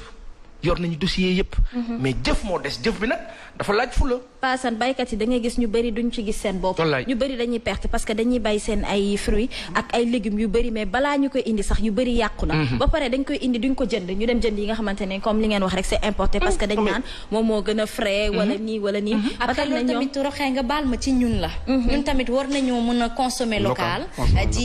di ko booster ndaxte tey jii nii suñu réew la. tout un chacun une responsabilité partagée nguur gi war na oyofal. war na joxe exemple bi bu ñuy faral di gis président muy lekk orange au Sénégal peut-être daf ñu koy yombalal. mais ñun ci suñu biir boo demoon ci jaaykat ba jàllo ba mu jox la orange Sénégal ak orange Maroc. ñii orange Maroc bi la ñuy jënd pourquoi. ba pare voilà. fi nga wax foofu c'est très important parce que ñun ça nous arrive des fois suñuy jaay local. ñu ne la man bëgguma banana local banana Côte d'Ivoire laa bëgg. maa ngi leen ko doon wax démb sax jigéen ñi. ma leen il faut ngeen aider la population tamit béykat yi nekk Sénégal. au moins ñu mën a jënd si ñoom ñu mën a am ay revenu su nekkee lépp la ñuy jéegaane fu ñu jëm. te dëkk boo gis mu développé si àdduna te agriculture am développé wu. mënul dem fenn. Casamance li fa nekk si mango kenn xamul ni mu toll. Casamance li fa nekk si mango kenn xamul ni on produit presque 120 000 tonnes au Sénégal par an. ñaata lañ si exporté motul 8 000. imaginez 110 000 yi des wala 110 000 yooyu lan la si nit mën a def si jus si transformation. il faut qu'on investisse aussi dans la transformation. c'est comme si c'est que les gens qui nous dirigent ils n'ont pas une vision. wala seen vision yëpp. mooy dugal seen poche yi na fees rek ak defaral seen ñooñu mais nag il faut ñu gëstu kii population même sooy jël sax doonte dañ koy condamné mais au moins defaral liggéeyal réew mi bàyyi lu ne am na fi voilà lu ne am na fi ba pare fruits saison yi comme li nga doon Asma tey ma la fekkoon ngay lekk benn konkorong wala ma fekk la ngay lekk siddéem dama lay xoolaat waa kii moom xewiwul lu tax muy lekk lii c'est un problème te xoolal bu la fekkee sax nga dem taxaw ci table maire boo xamante dafa teg ay gerte caafam teg ay sumpam siddéem male yëpp bàyyi ko foofu di ko jaay danga ko fay romb dem parce que danga naan ku ma fekk may lekk lii lan la may wax loolu aussi war nañ ko bàyyi aliénation te yooyu bu ñu ko yóbbu woon Europe ba transformé ko ba indil la ko fi defar la jus war a defaral la ko gâteau complexe la war a defaral la ko gâteau tu une chose est sûre je me révèle gars yi ñu ngi fi ñu ngi koy defar dans les hypermarchés chinois yi loolu xam nga luy lekk xam nga tabanaani wala xamoo ko li ñu tabanaani dañ ci créer courant di ci créer affaire énergie xam nga mbuumum saab-saab bii nebedaay bi am na dañ koy jël ay tool dañuy ñëw jënd tool bi balaa récolte bi ñu ngi koy jël léegi di ko defar seen dëkk merci lépp lu ñu am fii loo xam ne suñuy richesse piyee nañ ko ñu ngi koy jël di ko def ay médicaments di ñu ko del ay gélules de laaj ay gélules de poudre moringa mooy nebedaay. et puis mu roxee fii ñoo ngi bay léegi raisin dañuy dem ba xam ne ni xaw na jafe bay ci dëkku Afrique yi li ci ëpp tubaab yaa ngi koy indi fii ci suñu suuf si di ko fi bay di ko yóbbuwaat te di ko yóbbuwaat Europe donc pourquoi ñun mënuñu faydal suñu kii mbay mi nag tamit c'est incroyable ba pare aussi li fi gën a manqué mooy usine de transformation comme li mu wax nii parce que da ngay gis yu bëri dañ koy am ci réew mi mais duñ ko war a travailler nuñ ko war a traiter nuñ ko war a utiliser pour askan mi mën ko jot mënuñu ko amuñu ko dañuy obligé di dem di sukkandiku ci ñeneen wala ñi nga xamante ne buñ ñu ko importé wul duñ ko am te pourtant ñu ngi koy bay fii ci suñu réew donc loolu moom moo fi bëri lenn rek laa si bëgg a yokk am na sama benn paa mu ngi doon tooñ keroog mu ne ma c'est que dañu mën a toppandoo ba nga xamante ne suy taw France ñun ñu ngi yor fii suñu parapluie di génn di loo xamante ne aliénation bi war nañ ko jéem a au moins defaraat suñu éducation basé ko si suñuy gëm-gëm parce que doomu aadama il faut mu am lu mu gëm tubaab bi soo leen demee dafa am lu ñu gëm man melaw ma leen de ils défendent leurs intérêts non ils défendent les intérêts les États n'ont pas d'intérêt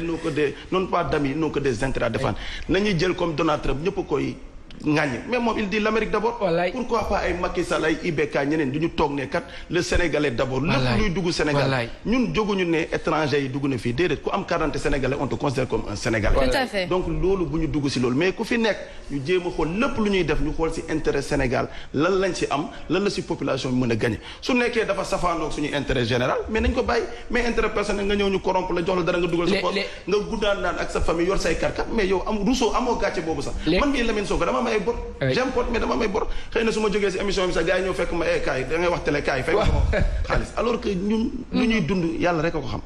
doy na waar les colons noirs ñooy problème au Sénégal les colons noirs tout à fait te nag ce sont des Sénégalais qui travaillent pour notre pays et ça a toujours été ainsi même du temps de l'esclavage suñu maam yee doon jaay ñenn ñi ci seen ay ñooñ dafa doy loolu moo war a doy na jeex gis nga ci li mu wax noonu moom Abdou Aziz baal ma rek bokk na ci discours bi mujj def ci mujj def ba keroog mu dënnam mu génne ay xéwal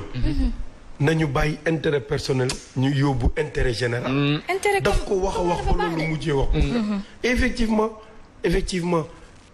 dafa doy quoi dafa doy waay Aïcha ci noonu nag li ñu lay jaajëfalee Rokhaya am na solo.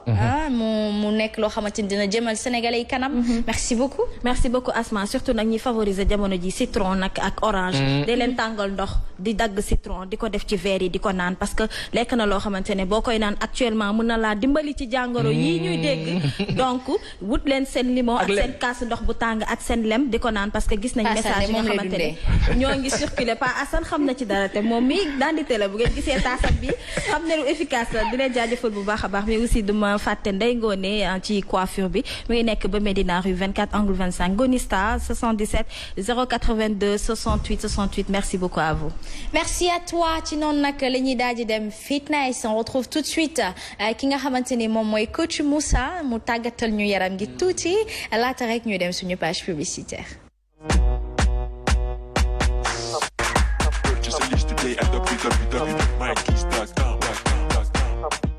Aïe, ok, coach. Je te félicite. Ah bon? Je t'encourage. Merci. La transition. Ah bon? Non, vraiment. C'est professionnel. Merci à la régie aussi. Et merci à toi, présentatrice. Parce que lii mooy link bi. Tout à fait. ñi ci suuf. ñi ci kaw ñi ci suuf a leen fi bàyyi. dëgg la. àdduna palier la escalier par escalier. Tout à fait. li nga wax c'est important boo jugee ci lekk bu baax. Un esprit sain dans un corps sain. C'est le sport pour le faire. Mais avec une alimentation saine et équilibrée. Tout à fait. Pour le bonheur des femmes et des êtres humains. Le journal de la femme, je rappelle, pour ce samedi sera présent en compagnie de Mamiko. laata loolu rek tur bi li nga indi tur bi moom xaw jaaxal aéro. du ma la ko wax de. jox naa la sa conducteur MD. li ngeen conducteur Aéromix training. waa kay Aéromix. moom la Mohamed Diop doon laaj. moo tax Aéromix training ma tekki ko. mais bu ñu paree ci élément bi dinaa la tojal. lan mooy Aéromix training pour que ñu mën ko xam MD. su fekkee pare na let's go. gaawee ñu dañ bëgg xam.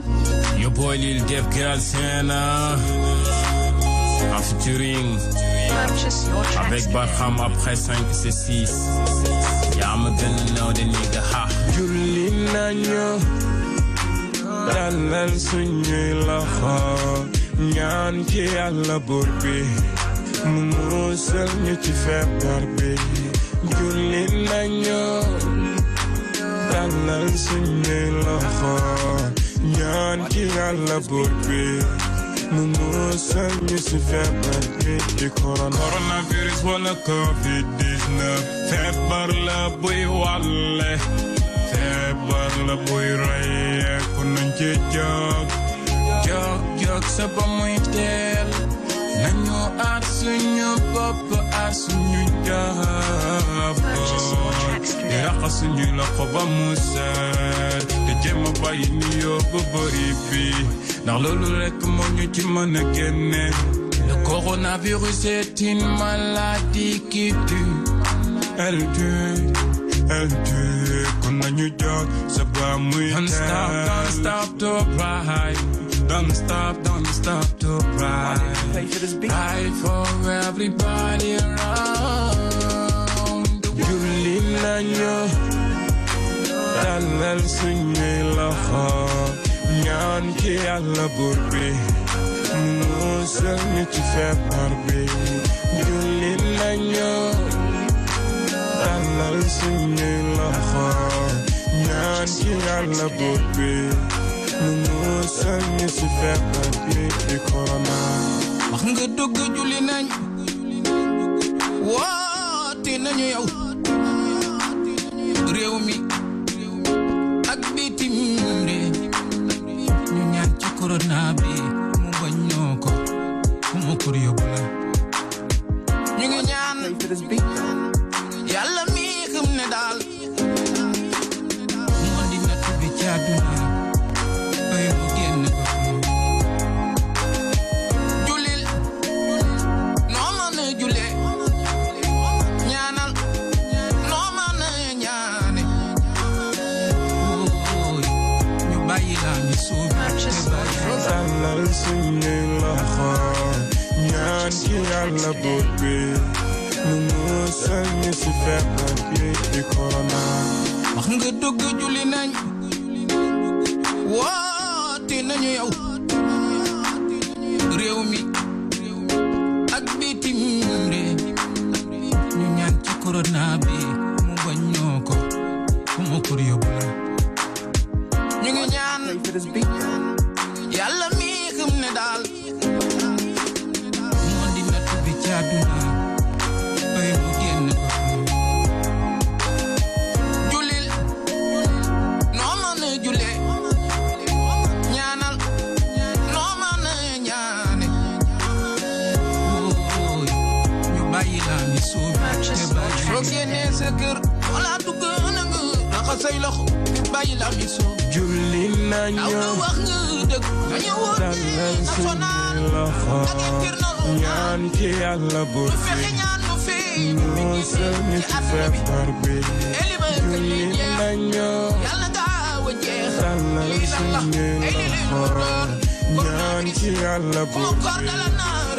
musal ñu ci feebar bi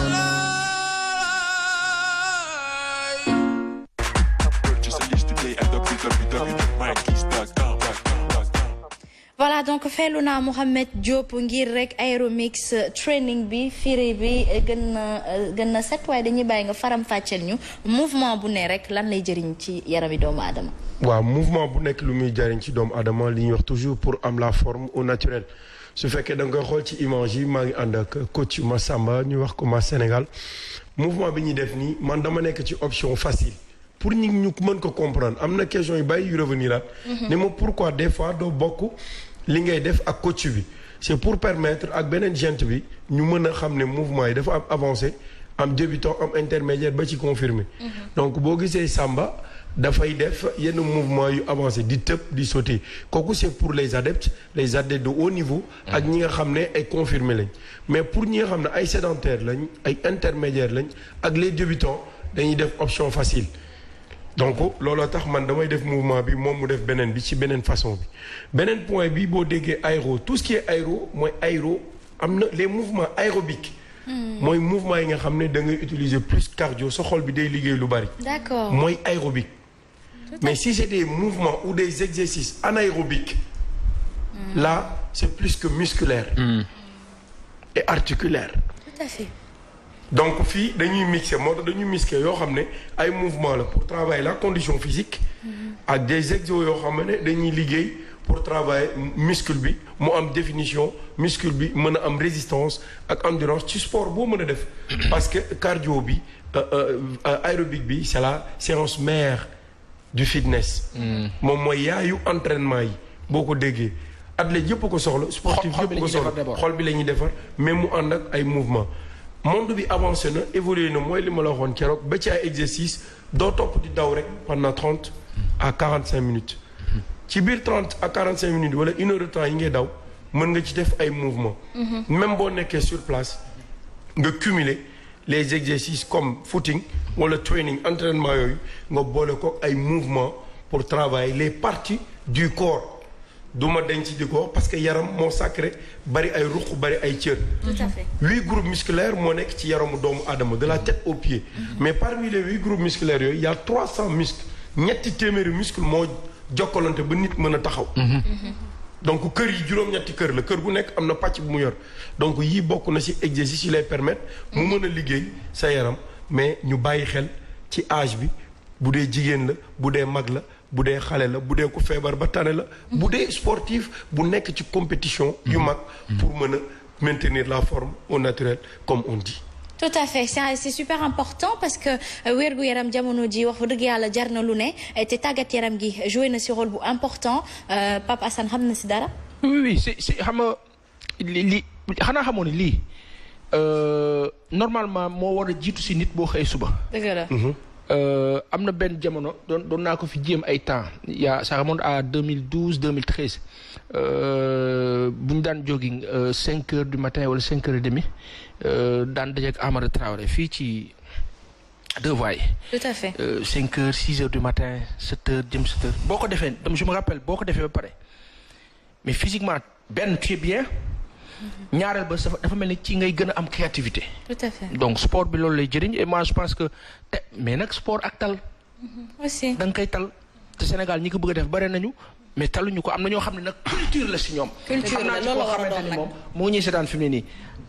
culture xam nga culture mooy maanaam ni muy programmer ndékki añ bi reer bi. noonu lay programmer sport bi. noonu lay programmer liggéey bi mais pas dooguma la mais loolu dafa war. sport nécessité la. mooy première ordonnance. mooy premier conseil mooy premier médicament. conseil bi njëkk sport la. suñ demee ba nga feebar ñu bindal ordonnance sport la. ordonnance bi ci biir médicament bi njëkk mooy sport. julli ba pare bi mais la prière mooy sport bi gën a complet waxoon naa la ko. ñu ngi ciy liggéey lu mag. dinañ ko indi leen prière yëpp ci julli. même du julli nii rek allah ba ni même ba ci église. julli boobu concentration boobu. entraînement bi muy def ak li muy réveillé sens ak li muy def la concentration ci divinité boobu muy def ci nit. ba pare bii nii ñuy def nii bii nii nu mu tudd nga ne coach. bii aérobic la aéromix la. aéromix bi tu n'as pas besoin de trop d'espace pour nga def ko. lii mën nga taxaw sa néeg mën nga taxaw sa balcon. fu nekk mën nga taxaw nga def mouvement yi exercice yi parce que am na ñu ci bëri la ñuy sport te seen xol bi du sport de seen xol bi duñ ko yëngal dañuy yëngal seen yaram rek seen loxo ak seen i tànk rek la ñuy yëngal waaye duñ ko def comme ni mu waree donc defee leen ko ni ko coach di defee nii li mag yaakaar naa mën na koo def sans problème xale ak taille boo mën ci am aussi mën nga ko def sans problème. tout à fait. Lamine. waaw borom fii mooy li nga wax am na solo trop parce que sport moom doomu aadama da ko soxla keroog maa ngi seetaan sax Oumar Sall. mu doon benn éminent nit koo xamante nitu diine la. mu doon ñaax nit ñi pour ñu def sport. parce que un esprit sain dans un corps sain doomu aadama dafa war a jóg di yëngatu man moom jot naa def sport tuuti ba Europe. wax dëgg yàlla donc sport daal xam naa ne njëriñ rek la am si doomu aadama wax dëgg yàlla. xam naa si mën daal te sport bi muy wax nii wax dëgg yàlla nit mën nga toog sa kër. effectivement def ko surtout ak période bu ñu toll nii baax na trop ngeen ñuy won yan sport lañ mën a def kër ga. yoo xamante ne soxlawul tamit ñuy génne def plage. ak ñi ne ci kër yi moom nit mo soo yéegee sa kaw terrasse sax mën nga ko fa def. après nga wàccaat suuf. te lii sax dina prévenir contre les maladies cardiovasculaires vu que sa cardio bi dina liggéey dina pomper lu bëri ñi nga xamante ni soit en général dañuy tux bëgg di bàyyi mën nañ def yi xeetu sport dafay. éradiquer voilà. dalay fagaru moo gën faju bi ñuy wax. tout à fait. donc comme ni mu ko waxee booy def sport ànd ak alimentation saine bu mu wax. ci wàllu vitamines yeeg yooyu. sport dafay produire booy def sport. da lay produire ay vitamines produire ay énergie. yoo xam ne loolu lekk bi lay ànd ak pour mu ànd ak moom. ci li nga wax noonu. gis naa ñoo xam ne dañu doon tux ñu baal ma jox bi bu ñu demee ba arrêté mu bëgg leen def crise saa ñu amee envie tux. waaye ñeneen ma damay yéeg ci kaw di def ay élévation des genoux. tout à fait. nee na noonu laa def di def ay pompe heure bu ma cigarette dikkalee rek ma def benn mouvement. ba mu bàyyi ko. pour wan la sport ni mu mënee faj nit. tout à fait bu amul jot wala ku koy liggéey fajar wala boo wàccee. je vous donne un secret et lancez leen défi. 12 minutes nit mën na ci entraîner 12 minutes par jour. lu koy jëriñ. pour centième journalière. tout à fait. dinañ gën a yaatal incha allah ci 12 minutes yooyu noonu nga defal ñu kii spécial boo xamante ni nit ñi mën nañ ko topp ndaxte yeew fajar dafa métti te ñenn ñi dañuy yeew fajar ñibbi seen kër ay 21h 22h. xëy na du ñu am jot donc yooyu mouvement mën nañ yeew 12 minutes avant seen heure de départ. def ko seen biir kër laata ñuy xëy si suñu genre yi nga xamante ni faw 5h 6h du matin fekk la nga jug nag di dang-dangee wax dëgg yàlla lii dina baax ci yow merci beaucoup coach mu nekkoon lu am solo. merci beaucoup di leen jox rendez-vous xam naa incha allah mardi. mais encore une fois merci je suis ravi vraiment di kontaan bokk ak yéen plateau. ak professionnalisme bi mu am nii. vraiment merci. oh machallah merci Miss Subatel c'est nous c'est des médias ñun ni neen la. waaye nag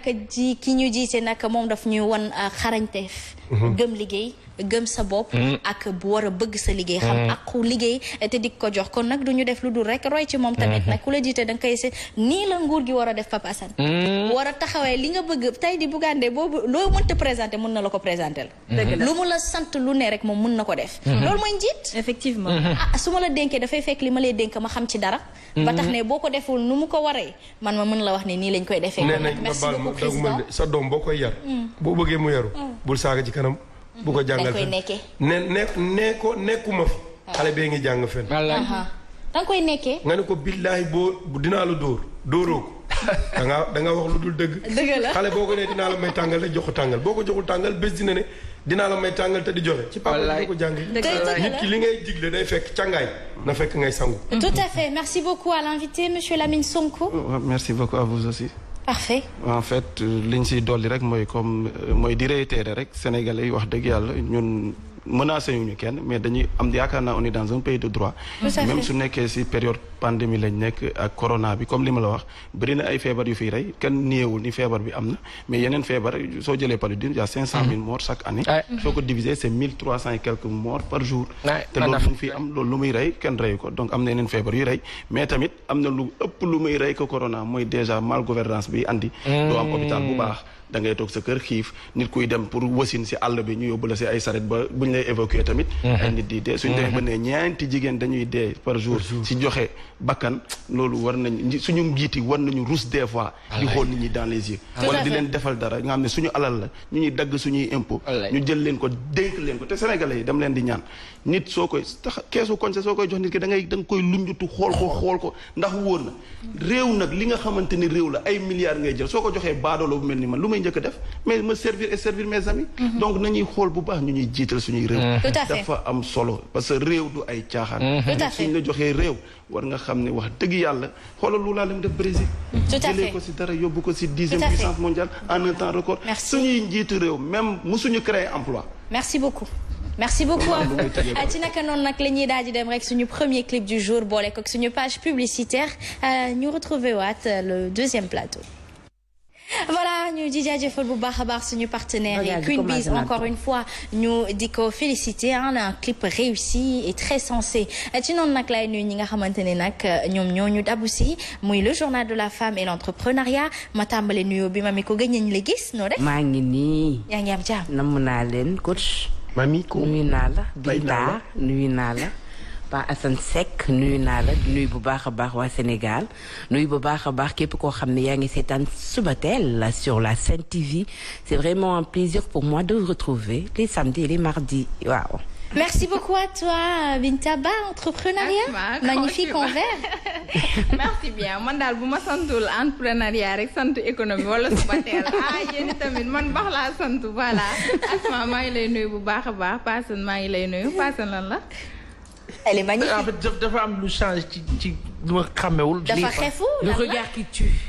mami ko maa ngi lay nuyu bu baax a baax coach maa ngi lay nuyu. fay naa la bu baax maa ngi nuyu mbokk téléspectateurs yi ñuy seetaan. macha allah ñoom it ñu ji la fay ñoom ñëpp Papa Sen Seck.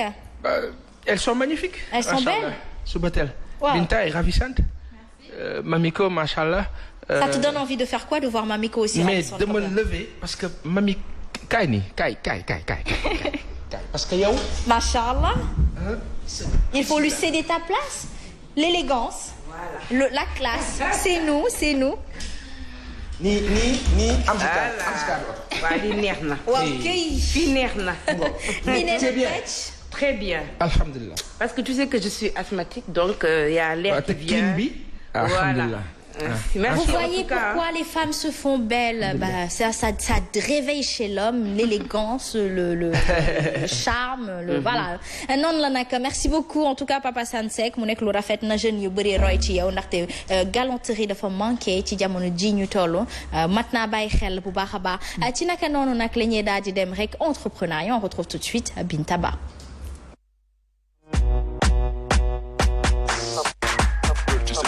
At www.mykeys.com.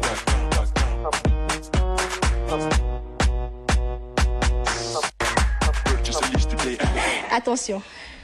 Aïcha Binta ñu fas yéene waxtaane entrepreneur bu mag muy monsieur Mbagnick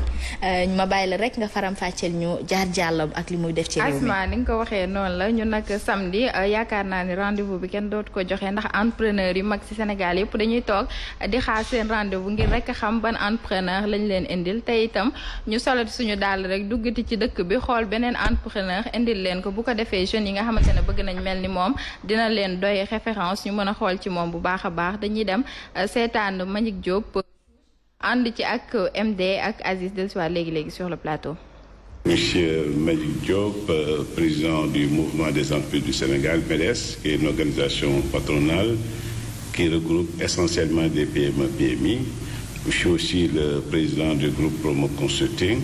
Promo Consulting, c'est la maison mère du quotidien Rewmi, de la radio Rewmi FM. di parcours bi donc man maa ngi juddoo Sicap Rubis donc xale Sicap la màggee foofu jàngee foofu dem France yeggali jàng bi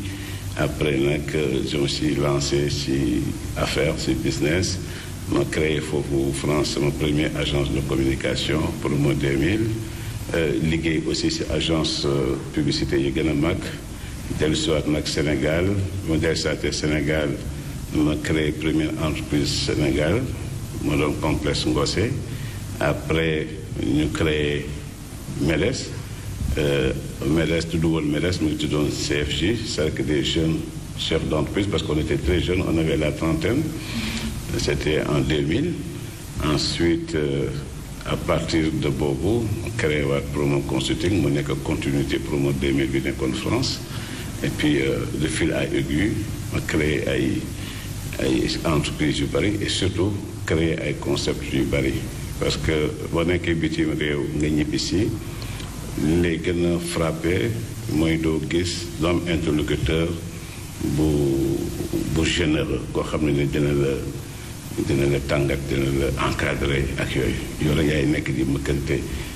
bu génn si wala yàlla jàppale na nga mën ci génn des fois aussi nga gis ñu ñëw ñu am ay problème parce que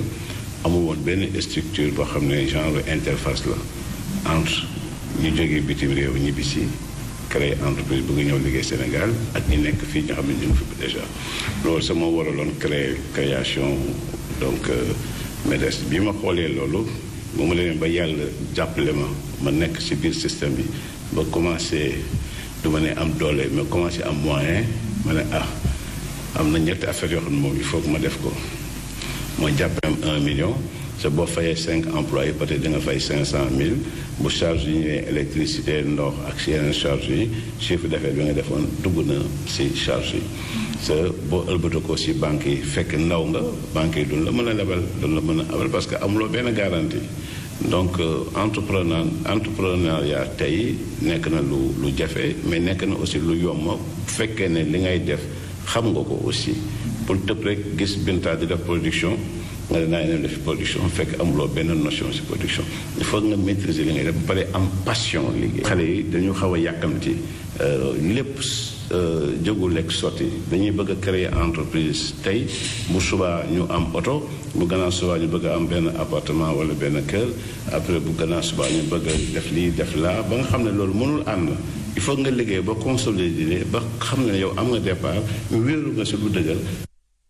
ma doon def ay conférences yu bari ak les jeunes diplômés toujours damay di ñaax ci loolu aussi générosité mooy gëm yàlla mooy aussi di loo wax nga def ko kooku dafa am solo waaw loo wax rek def ko kon daal maa ngi leen di gërëm di leen sant.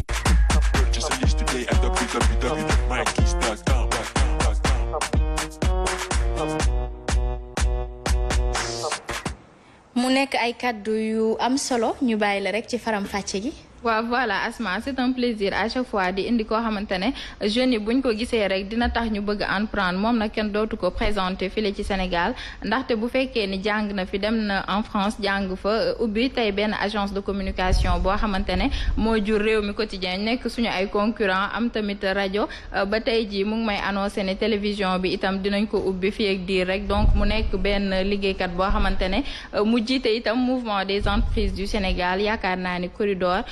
ñëpp xam nañ ko file ci Sénégal ak jaar-jaar yu bëri yi nga xamante ne tey jii def na ko peut-être duñ ci mën a ñëwaat sax mais lim ci rek quelque parce que en 2001 dafa créé woon li nga xamante ne mooy pépinière des entreprises lu mel ni incubation foo xamante ne da doon jox local ndaw bi nga xamante ne day entreprendre bu ko defee mu yombalal la lépp mën la jox 18 mois yoo xamante ne moom moo lay loger gratuitement fële ci Sodida bu ko defee mu mën la booster à ce que sa entreprise dem de l'avant nee na itam am na benn salon des start-up boo xamante ne à chaque fois dañuy amal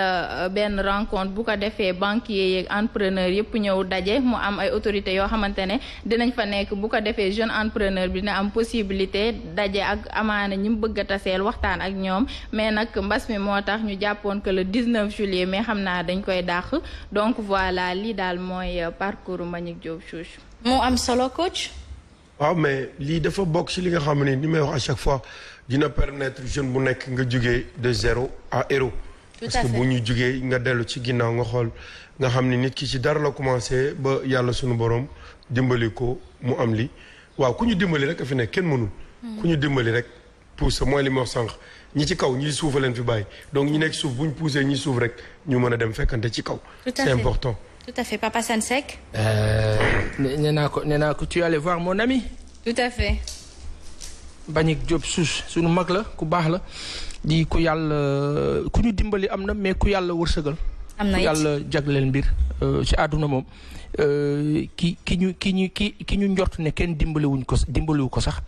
xëy na yàllaa ko tegul ci fi ñu koy dimbalee donc yàlla mooy tracé destin yi ku ñu dimbali nag mooy koo xamante ni yàlla teg na ko foo xamante ni nit a koy jàppale donc sutante amul mottalante moo am donc loolu mooy àdduna di ko nuyu bu baax di ko féliciter et puis di ko wax ne ko mu ngi jàppale jeunes yi na gën a yokk bu mu wàññi te gëmën dina wàññi na dolli et c'est le genre de sujet yoo xamante ne bu ñu koy gis on a envie de dire à Binta il faut en faire une 26. Tout à fait. 26 minutes donc des choses comme ça parce que dafa yaatu. te liñ ci mën a jàng ëpp na lii. Tout à fait. Bravo à toi aussi. Tout à fait. Merci bien Mamiko. waaw moom en fait man dama ko naw pour un jeune sénégalais franchement mënoon na tamit def ay yëfam yóbbu ko bitim réew mais il a compris en fait que les entreprises sénégalaises avaient besoin de visibilité dañoo soxla ñu wane leen soxla ñu jox xale yi jeunes yi nga xam ne jeunes tey yi référence wan leen ni que derrière la musique derrière la danse et la lutte am na ay entreprises yoo xam ne ñu ngi takk ba dëgg di liggéey pour li nga xam ne moom mooy seen réew donc moom il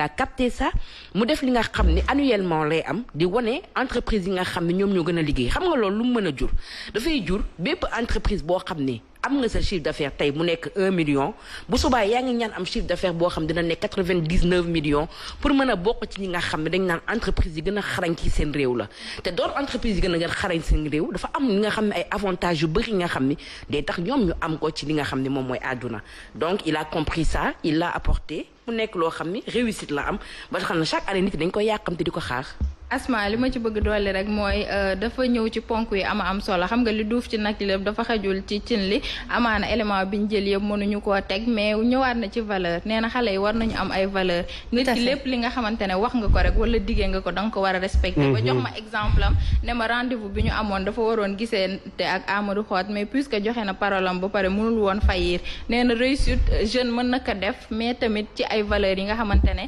ci ngay fonder sa réussite leneen itam loo xamante ne marqué na ma bu baax a baax nee na jeunes yi dañu yàkkamti tey Asma da ngay am sa as tuur rek yaa ngi xalaat noflaay xalaat jënd oto xalaat jënd appartement nee na ndorteel gi foog mu metti bu demee nag ba si yàgg péex doog a dugg nag yenn ci ay plaisir wala yenn ci ay désir yi nga xamante ne bëgg nga ko def yëpp nga doog ko mën def donc daal mu nekk entrepreneur boo xamante ne marqué na ma comme ñi ma ñeneen ñi marqué de par sa disponibilité maa ngi koy remercier bu baax a baax en tout cas ñu di ko jaajëfal bu baax a baax réew mi dafa soxla Binta li ngay def dafa am solo ndax réew mi ndaw yi tey dañoo soxla am référence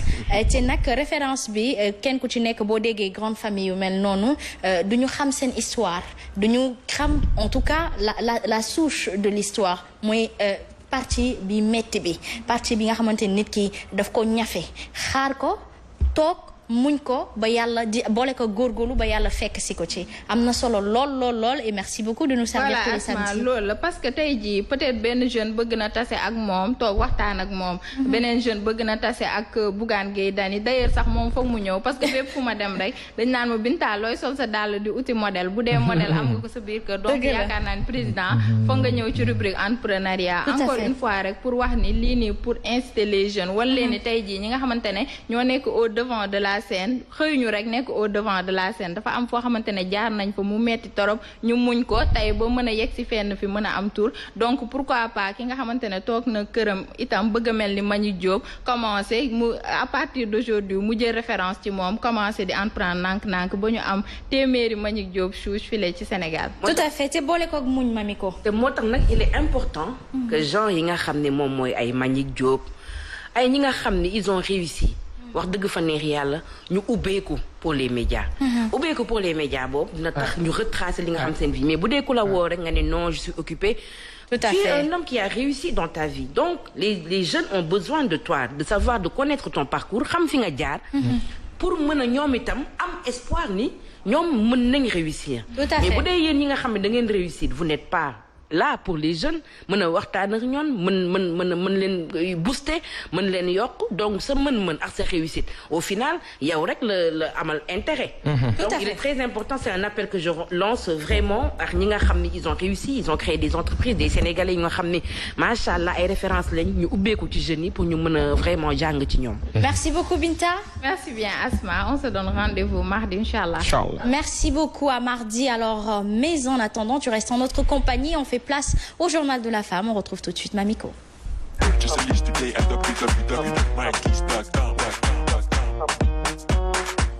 Aïcha Mamiko ñu fas yéene waxtaanee ñàkkum set ak ay conséquences am. waaw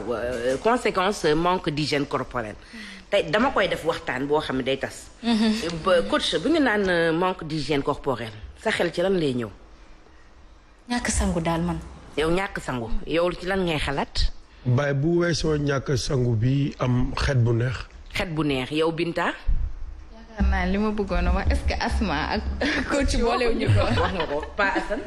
sàggan moo ñëw sama xel. sàggan donc boo gisee sàggan ñàkk sangu gémmiñ bu xeeñul neex. bopp bu ñu dul toppatoo. yaram bu ñu dul toppatoo dina indi ay conséquences désastreuses ci li nga xam ne moom mooy seen santé. ci lan xet bu bon dina la indi li nga xam ne moom mooy ay feebar parce que xam ngeen ni li nga xam ne moom mooy der la peau dafay fournir tout le temps ay germes. germes yooyu ils sont pas nocifs maanaam du la gaañ en temps normal mais germes yu dajale ko. boo lekkee tilim ak salte dina dem ba dugg sa yaram créer la ay feebar yoo xam ne lu ci mel ni ay infection lu ci mel ni infection wu jigéen góor am na lu ci mel ni gémmiñ boo xam ne day xeeñ te doo ko mën a faj di nga brosse bosoon du deñ parce que lépp ci xale la commencé dina la indil tamit li nga xam ne ay problème psychologique oui lu tax parce que xet boobu nga xam da nga koy am tey jii sama gémmiñ boo xeeñee samay pokataan xeeñ sama yaram xeeñ ku ma jege di nga ma daw te daw boobu ñu ci daw mën na la affecté psychologiquement indil la ay problème parce que dañ lay stigmatiser donc lan mooy waral nit di bàyyi boppam bay xeeñ mooy tayal ak ñàkk xam ñenn ñi ñàkk xam la pour ñoom yaakaar nañ ñi ko bopp moom buñ koy raxas boo lettoo ba letti ràpp ci ngay boo firee ko ci nga koy raxas déedéet bopp dañ koy raxas une fois par semaine pour jàppal li nga xam ne moom mooy sa cuir chevelu mu noyyi parce que yaramu nit bopp nit c'est dafa am li nga xam ne moom mooy ay trou yi ngay seen nii foofu la sa yaram di respirer donc sa yaram dafay noyyi dafay dund boobu tax na yow mi nga xam ni yow la ko yàlla jagleel war nga koo mën a toppatoo li nga xam ni moom mooy wàllum set ci biir yaram maanaam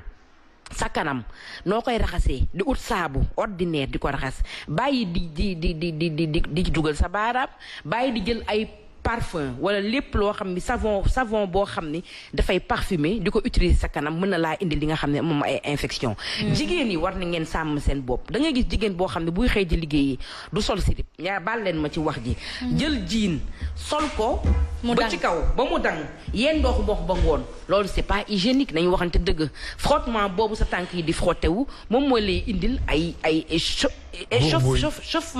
chauffement boo xam ni gis nga bu tàngoor boobu muy indi moom mooy tax sa germe yi dañuy transformé wu nga am ay odeur vaginale nga am ay infection vaginale nga am yeneen feebar yoo xam ne doo xam fan nga ko jëlee donc ci kay question psychologique mën na la indi question psychologique ne di nga bëgg yar sa jëkkër sekk yenn yi sa jëkkër dafay bañ parce que tamit nit kese la am na loo xam ne tamit nit mënu koo dëkku donc bu ko defee nga commencé naan bëggu maar dafa bëgg ñeneen non dëgg la bëggu maar dafa bëgg ñeneen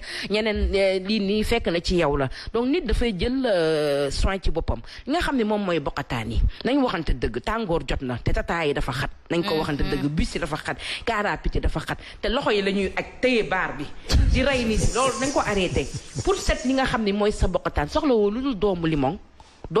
ak li nga xam ne moom mooy bicarbonate de soude nga daal di ko jël avant ngay sangu nga daal di ci jël limon bi paccal ko def tout sa bicarbonate yëngal ko 5 minutes avant ngay sangu nga diw ko ci say bokkataan boo paree nga sangu doo am benn odeur nañu dimbale nit ci odeur yi am na ñoo xam dañoo am xeetu gémmin asma xeetu gémmin boobu ñu am jugewul question de gémmin gi dafa salte seen estomac lay juge ba tax na yow mi nga xam ni da ngay brosse chaque jour mais teewul sa gémmin dafay xeeñ yaa ngi déranger nit ci même buñ la ko waxul te des fois di nga am kersa ak gàcce wax nit ki sa gémmiñ day xeeñ parce que bëggoo koo frustré mais nit yi préfère daw la li ci gën a yomb nag mooy dangaa war a dem seeti li nga xam ni moom mooy médecin maanaam docteur mu saytu la jox la garab yi nga xam ni moom mooy faj estomac bi ci biir ba nga xam ni xet boobu day jeex bu leen yaakaar ne kenn du ko faj dañ koy faj ba mu wér ay nit dal na leen ñu faju donc ñi nga xam ni moom mooy tilim ak salte ci biir kër mën na leen indil feebar bu bëri tey nag dama leen di jox rek benn exemple tey coronavirus ça veut dire quoi geste barrière yi nga xam ne dañ ko teg yëpp ci coronavirus ni ñuy wax raxas leen seen loxo ba mu set bu leen sëkkat ci kaw nit yi bu leen tichooli ci kaw nit yi loolu ce sont des gestes de propreté donc kon mun leen wax ni li nga xam ne moom mooy salté indi na problème li nga xam de santé mondiale boo xam ni pandémie boo xam ne rey na ay doomu aadama yu bëri te lépp rek ñun ñoo ko teg suñu bopp booy sëkkatal ki sa kut boobu mooy tichool yi si sa kut day raxas sa loxo constamment parce que loxo dafa bëri germe parce que buntu nga laal table nga laal lekk nga laal lu ne nga ubbi yére nga fëgg ku ne nga nuyu donc loxo war na bokk ci li nga xam ne dafa war a set bu ko defee ñu sàmm suñu bopp parce que sàmm bi ngay sàmm sa bopp yaa ngi sàmm sa entourage yaa ngi sàmm sa askan mais yaa ngi sàmm aussi sa dëkk lii laa indi woon. am na solo lool te coach yow mi nga xamante ni salle de sport yi da ngeen ciy nekk da nga ciy xam lu bëri léeg-léeg nit ñëw bëgg def comme nu mu koy waxee mu yàgg ak moom ba nga xam ni xëy na xet gi dina déranger ak yooyu noonu. keroog maa ngi la koy wax fii. gars yi dañ yaakaar ne boo jógee sport ngay soog a sangu balaa ngay def sport nga war a sangu. sa poor yi ubbeeku nga mën a féex. mais aussi nañu bàyyi xel ne loolu ci mag ñi la sangu bi njëkk pour liir. suñ ko ratee rek. am na xet boo xam ne dina la topp ba ilaa yomi diin. moo tax ñiy rewle ak ñi yor liir yi ñoo war a gën a dimbali nit yi. bébé bu juddoo dafa am sangu bu set buñ koy sang nettoyé ko ba mu set ba xale bi du am xet. su màggee mais ci côté boobu nga wax tamit boo ci waxee ci bébé yi nga xam dañ leen war a sang waxal ci femme yi nga xam dañuy door a accoucher dañuy waxante dëgg boo accoucher dafa am li nga xam ne moom mooy génn ci yow. ci loolu ngay génn ci yow ci foofu nga war a nekk à cheval ci li nga xam ni moom mooy sa propreté. tout à fait. sinon fa ngay jaaree am xet bu bon boo xam ne du tàqali ko yow lu tax parce que sa biir dina am ay loo xam dina fa des yoo xam ni baaxul ci jigéen dañu naan meret bi day wàcc. parce que day yéeg non mais man wàcc laa koy parce que gis nga bu jigéen moomee wasinee ba pare bu li nga xam ne moom mooy li ñuy wax moom mooy génn man nee naa leen sax du dere ndax lu ñuul la mais lu ñuul loolu bu génnee pare am na lu weex luy génn am na lu weex loo xam ne pendant 40 jours day génn loolu moo tax ñu naan bul sëyal sa jëkkër pendant 40 jours looloo tax charia wax la ne la bu dee da nga jàng téere yi pour wàllu jaamu yàlla ak ci wàllu set couleur bi en fonction ni couleur bi di changer waaw noonu nga koy topp di ko topp ba mu weex ba set nga soog a mën a sangu grand lavage boobu nga mën a def pour sangu set dara waratu génn voilà nga mën a julli en 40 jours lépp dafa war a yuree ko ba set ci loolu nag yow yaa koy liggéey naka nga xam ne moom mooy infusion de ceeb ak aldanke ñun ñoo ko moom ay racines la ci terre bi. suñu maam yi loolu lañ doon def dañ daan dàmp ko wasin ba pare dañ daan terre bi lay jógee suñu suuf lay jógee du loo xam ne dañ koo créer du loo xam ne dañ koo defar. tout à fait suñuy suuf la jógee aldanke nga xam ne moom mooy ceeb nga def ko ci ndox mu tàng def ko ci butéel bàyyi ba mu set nga def ko sa ndox day raxas jigéen ba mu set boo gisee ñu naan jigéen boo accouché. del naan ruy di ko def diwtiir boobu tamit dafa bokk ci loo xam ne non seulement dalay fecc intérieurement parce que tu as une plaie à l'intérieur mais en même temps dalay setal donc ñun jigéen yi war nañ sàmm li nga xam ne moom mooy suñu bopp surtout nag accouché da ngay gis koo xam ne day nàmpal ween yi tuuru nàmpal bi ween bi tooy xepp soutien yi xeeñ yaram bi diggante ween yi xeeñ meew bu nëb parce que bu ñu nàmpalee duñu fomp bu ñu nàmpalee rek jëlaat nañ ween bi dugalaat xale bi bu soxlaa ñu génn ko boobu yaa ngi sàgg sa doom parce que yaa ngi koy saxal ay germes yoo xam ne mën na koo gaañ da ngay gis koo xam ne day am bébé biir bi di daw rek sama doom bi biir bi day daw rek biir bi day metti rek fekk na ween bi nga yëkkati di ko jox boo ko nàmpalee pare ween bi day des fois mu def g def car nga daal di def ñii rek dugalaat soutien bi nëpp ween ba nëpp xale bi génn ko di ko lii moo tax ñii dañ ciy def mais gis nga ma ni ko li ngay wax ni suñu maam yi dañ ñoo préparé woon kon nag dellu cosaan jot na ndaxte jamono ji ñun ci ñi ci ëpp ci ñun boo sëyee par appartement nga jëm boo wasinee dañ daan gis ni da ngay wasin dem sa kër yaay laata ngay wasin sax ngay dem sa kër yaay toog fa boo wasinee ba pare ñu dàmp la ci dàmp bi dañ lay jàngale ni ngay nàmpale sa doom bu dee mooy sa taaw ba ci sa ñaar ba ñettali doom sax dañ la ciy topp ba tey ba pare boo nàmpalee xale bi ba pare dañuy daal di jël jël couche carrée bu weex bi buñ ko dañ koy dagg dugal ko sa biir soutien pour justement éviter guusum soow mi ci soutien bi. parce que am na ñoo xam ne dañu waxante dëgg soutien du seen soutien gorge du ma wax soutien de soutien gorge. soutien gorge seen soutien gorge duñ ko fóot. jigéen ñi dañoo bëgg soutien gorge bu ñuul parce que tayal nañ koo fóot. soutien gorge da nga koy fóot mais am na ñoo xam dinañ ko sol 1 semaine 2 semaines. 1 mois duñ ko fóot bu ñu tekkee rek takkaat léegi nag nga loolu nga bëgg cee boole meew bu tuuru yow itam c'est pas hygiénique. nit da nga war a sàmm sa bopp. te ñu jëm ci li nga xam ne moom mooy ay cancer du sein. nañu mooy yenn matières yi ñuy utiliser suñu soutien fi. tout à fait propreté bi tamit c'est très important. tout à fait mami ko li mu wax am na solo li ma ci bëggoon dolli rek mooy je pense que oustaz Iran Ndaw la mos naa seenaan benn waaraateem boo xamante ne dafa indi ne jigéen bi dafa war a am yére nàmpalukaay boo xamante ne buy nàmpal moom lay sol jar na bàyyi xel. mais man itam point bi ma si bëggoon taxaw rek mooy serviette hygiénique yi ñuy utiliser. parce que dafa tàng torop te plus mu yàgg suñu yaram day indi prolifération des microbes peut-être ñu ngi si bërëbu liggéeykaay yi souvent jigéen dafa bëri kersa et tout mais nañuy fexe suñu ay serviettes hygiéniques ñu koy changer au plus bu ko defee dina gën a baax si suñu wérgu yaram. tout à fait mu am solo merci beaucoup. voilà ni ngi noonu la propreté daal dafa am importance ci li nga xam ne moom mooy jigéen. donc jigéen ñi war nañ gën a sàmm seen bopp gën a jàppale seen bopp gën a set. donc may remercier bu baax a baax ki nga xam ne moom a meesu jonga may. waaw tax yaa ngi melax def lu ma saf waaw muy Awa Sarr Salama coiffure téléphone bi di 77 533 82 34 lii mooy congolong. congolong bamtuwaatal ma numéro bi. ñi bëgg congolong def ci moom 533 82 34 Salama coiffure mi ngi Liberté 5 wetu terrain basket. dinaa fa dem bu ma firee ko bu ko defee rek mu defal ma ay mèches yu toog du noonu Papa Assane Seck. waaw j'adore quand quelqu'un transmet la joie de vivre. et tout à fait am nañu ko yàlla may. waaw ñoo xam ne dañ lay onde la quoi dañ la koy jox.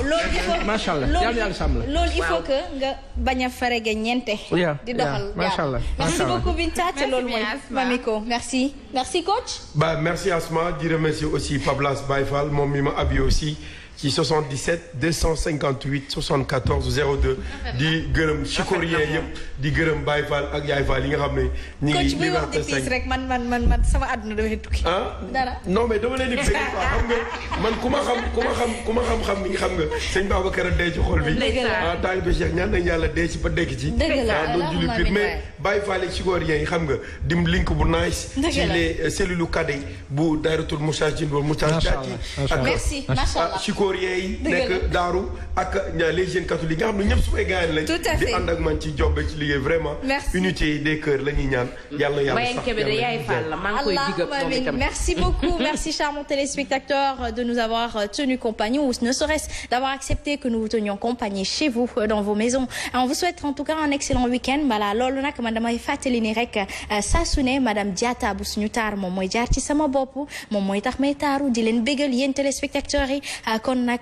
am na solo numéro de téléphone am mi ngi foofu bu ko defee mi ngi noonu di affiché bu ko defee rek ku bëgg ci greffage wala laitue yu rafet te baax it mën nga ko woo bu ko defee mu defal la yu nice macha allah atia ci noonu nag laa leen di souhaiter un excellent week-end Papa San tu avais un mot à dire.